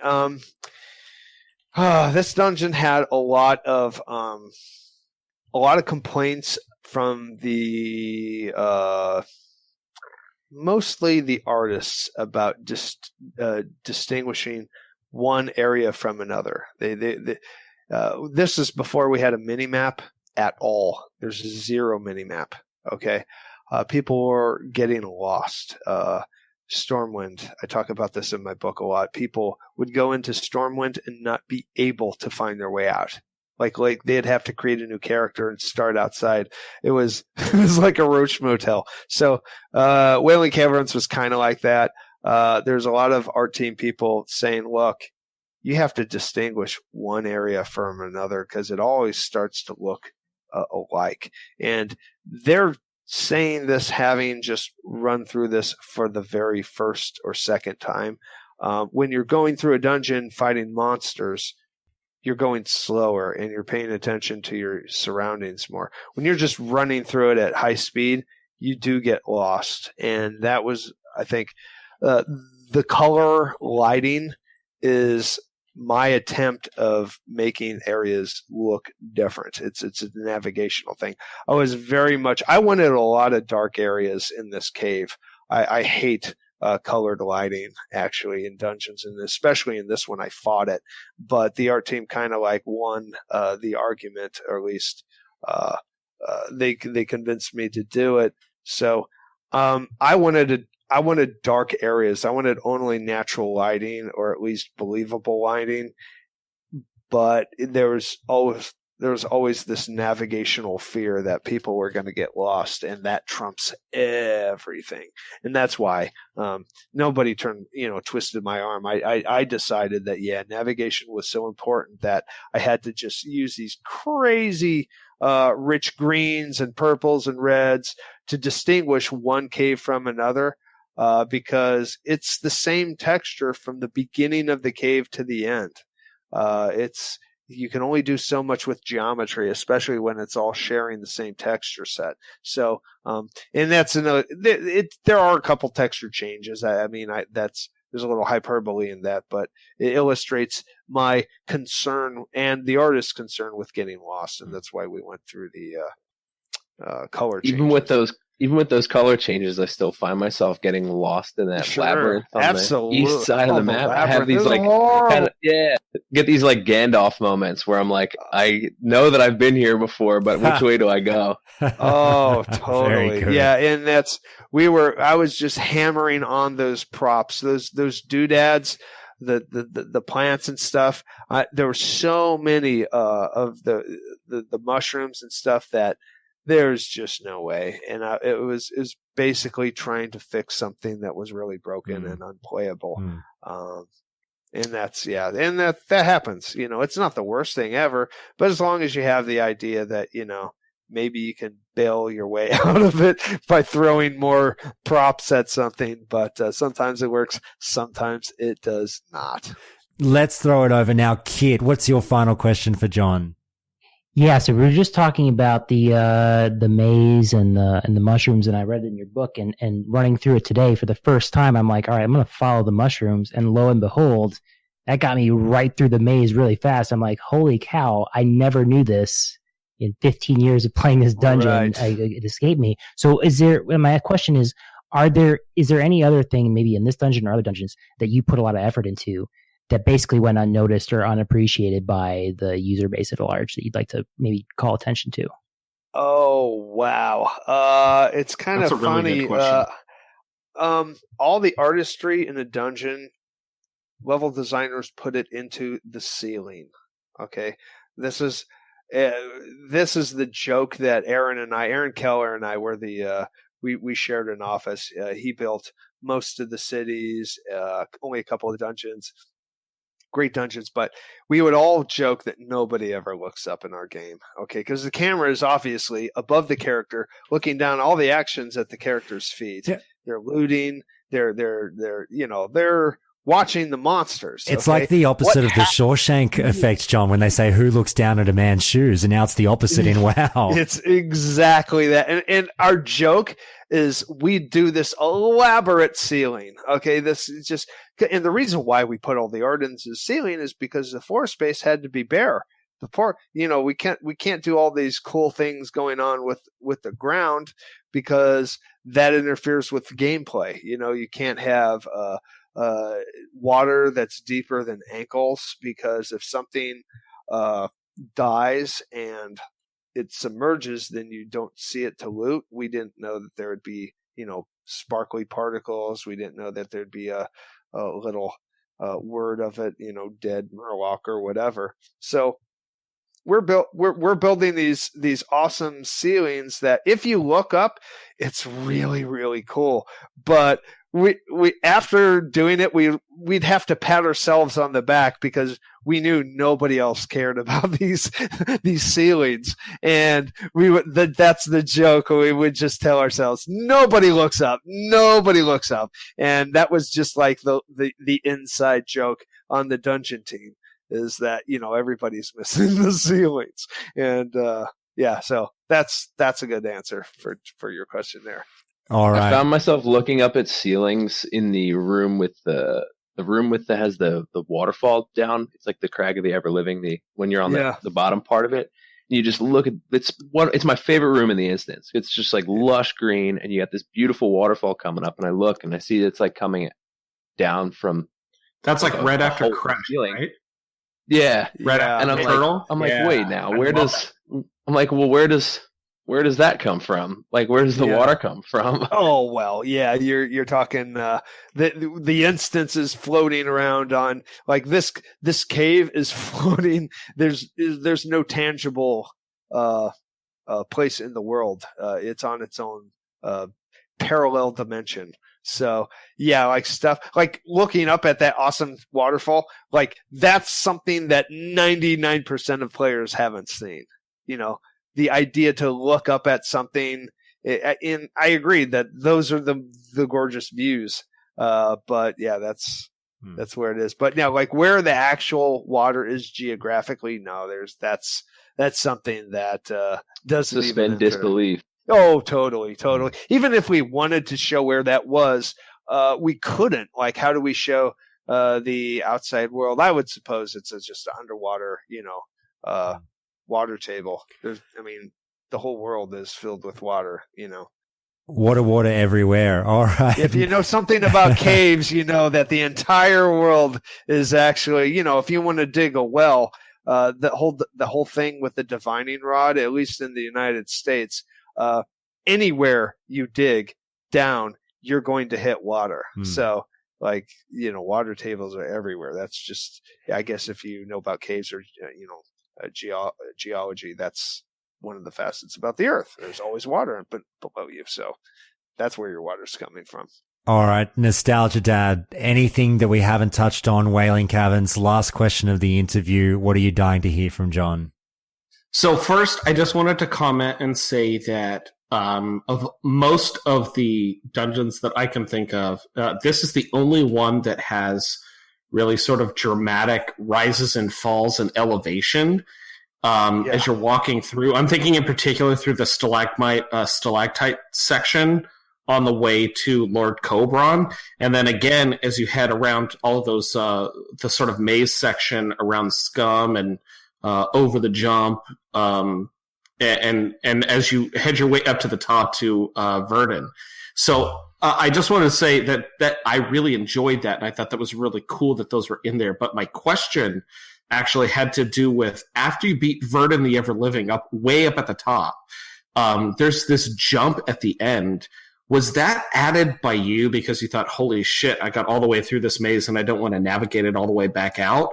Or was it more like a developer said, no, you need to have a shortcut to get the fuck out of here? Yes, that's a very good question. And that was intentional. Yeah, the quick jumps out were very much part of the intent. And both of the wings, it's a very short run out. That's because, these are long dungeons, and if there's no mobs that are worth, any way we can minimize the downtime of running. And we started doing that. I think we added the vertical, we did that in Lower Blackrock Spire. Some jumps down. Yeah, that's a great place with jumps in it too. Yeah, and those were put in retrofitted when we realized, once you get past this content, this is a shorter way. Let's let people take shortcuts. BRD has some shortcuts that were intentional. Some of it were discovered and, this is a cool shortcut. This is a good thing. Other shortcuts we, cut off, I suppose. I can't think of any offhand, but, Yeah, we wanted to minimize the time, and it's kind of funny between Lower Blackrock Spire and this dungeon. Verticality is something that the level designers super we love, but we also had a fear of stairs. Stairs were bad for gameplay. They were not fun areas to fight, so we kind of couldn't do a lot of dungeons with stairs. So it's funny you say that about the stairs, because I know this will come another day, but there's those stairs in Karazhan on your way up to Morose, where you spend a ton of time doing a bunch of AoEs.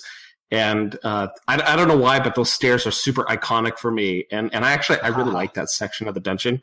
And so it's weird to hear you say that stairs are sort of like the kryptonite of level design, but here in Karazhan, like, there's so many stairs. So I just thought that was kind of funny. Well, Karazhan, we finished Karazhan. I started Karazhan. Probably the Wailing Caverns were like the 1/3 the amount of work that went into Karazhan. Karazhan has its own epic story. That is actually also in the book. Those were the two biggest case studies for dungeons that I really spent a lot of time on, talking about all the problems that we had, all the mistakes, and we backtrack a number of times about Karazhan. But yeah, stairs were actually they were not so much we knew it was bad gameplay. The game designers would not allow it. They would say, no. We want to keep stairs away from gameplay. We're worried about leashing the mobs, being able to jump down and just get away. That's a big concern with being able to exploit monster pathing behavior with vertical stuff. So that's why a lot of our dungeons are very flat. That's actually intentional.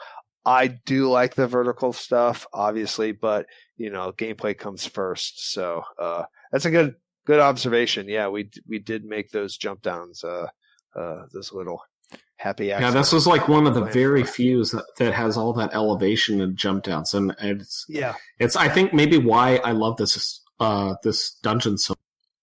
Oh, good. Well, thank you. While we're talking about elevations and such, I remember you talking during the MC discussion how with Ragnar you wanted this kind of spiral down to the final boss, but with Verdun, who's, I guess you could say that like the earth elements and stuff, kind of create the life on Azeroth. You have this kind of amorphous spiral up to this like life-giving force. I don't know if it's something that you've noticed. I just kind of noticed it recently, and I was like, "Oh, that's pretty interesting." If that was an intentional design or not. No, it's. I talked about Blackrock Mountain not being flat. I was very insistent that the ring be on different elevations because it excites the eye to look up or look down. Anytime I could get the players to look up, I would do so, and you could do that with like a ramp or something like that. But I think that's just a natural discovery that every level designer makes, is that flat areas are boring. It doesn't excite the eye the way that a ramp will. So yeah, that's just good level design. All right, John. Well, look, you have been amazing in this epic chat. I can't thank you enough. I'll get through the guests, the callers first, I should say. Ganorin, thanks so much for being a part of this, mate. Yet again, I really appreciate it. Josh, thanks again for having me on. And John, it's a pleasure to talk to you. And it's very nice to. Good morning. Thank you too. Thanks for joining us. And Kit, thanks so much, mate. Back again, and we were glad to have you. Oh, great to be here, and John, really appreciate you writing the WoW Diary, amazing book. Oh, thank you, Kit. Thank you. And finally, NostalgiaDad, thanks always, mate. It's always great and fun to chat with you too. Thanks, man. I just want to say, I have a really close friendship and actually my marriage to thank from World of Warcraft, and so I guess a part of that goes to you, John. So thank you. And also, if I don't do a call out, my guild will kill me. because we are recruiting, and Upside the Head, guys. So, yeah, you guys can, I guess, just go out and buy John's book. It's amazing. Thank you, NostalgiaDad. Thanks for the plug. What's the guild called? Upside the Head. Yeah, it's called Upside the Head. It's actually so our guild actually named that based upon like a reference to our guild leader's old guild from retail, but we met on private servers. We've been playing together for like 2 years, so we're recruiting for Classic. Fair enough, mate. Good luck. Fair enough. Yeah, good luck. I know, right? All right, John, as always, mate, the WoW Diary available now at Amazon. Everyone, please do go and get yourself a copy if you haven't already. And John will speak to you next time. Thank you, Josh. Thanks, guys. It's been great talking to you again. And that's the show for today, everyone. But be sure to listen in next week as we'll have more Classic chat for you then. So please keep tuning in for more Countdown to Classic. But before you go, let's get through the patrons and thank everyone that is absolutely deserving of a thank you for their support of the show. And you're all amazing, but these particular patrons really do deserve a shout out, and they go as follows. I won't say it all in one breath today because I'm a bit under the weather. You can probably hear it in my voice, but let's go through them all one by one. 8 Count, Aero PC, Anti, Bear of Pain, Binger, Brandon K, Bubba, Callum F, Chunky Dunk, CJ, Connor C, Damien A, David F, David J, Dufficus, Flame Off, Gecko Mayhem, Halsey Spartan, Henrik B, Hurlbert, James S, Jamie S, John HC, Josh W, KSir37, Minoru, Patrick J, Randall H, Rasmus S, Rarebit, Rick S, Ryan K, Sylvia K, Stov, Tim B, Tim S, Tom S, Twigs, and Zudamos. And of course, the very dedicated, legendary patrons of Countdown to Classic.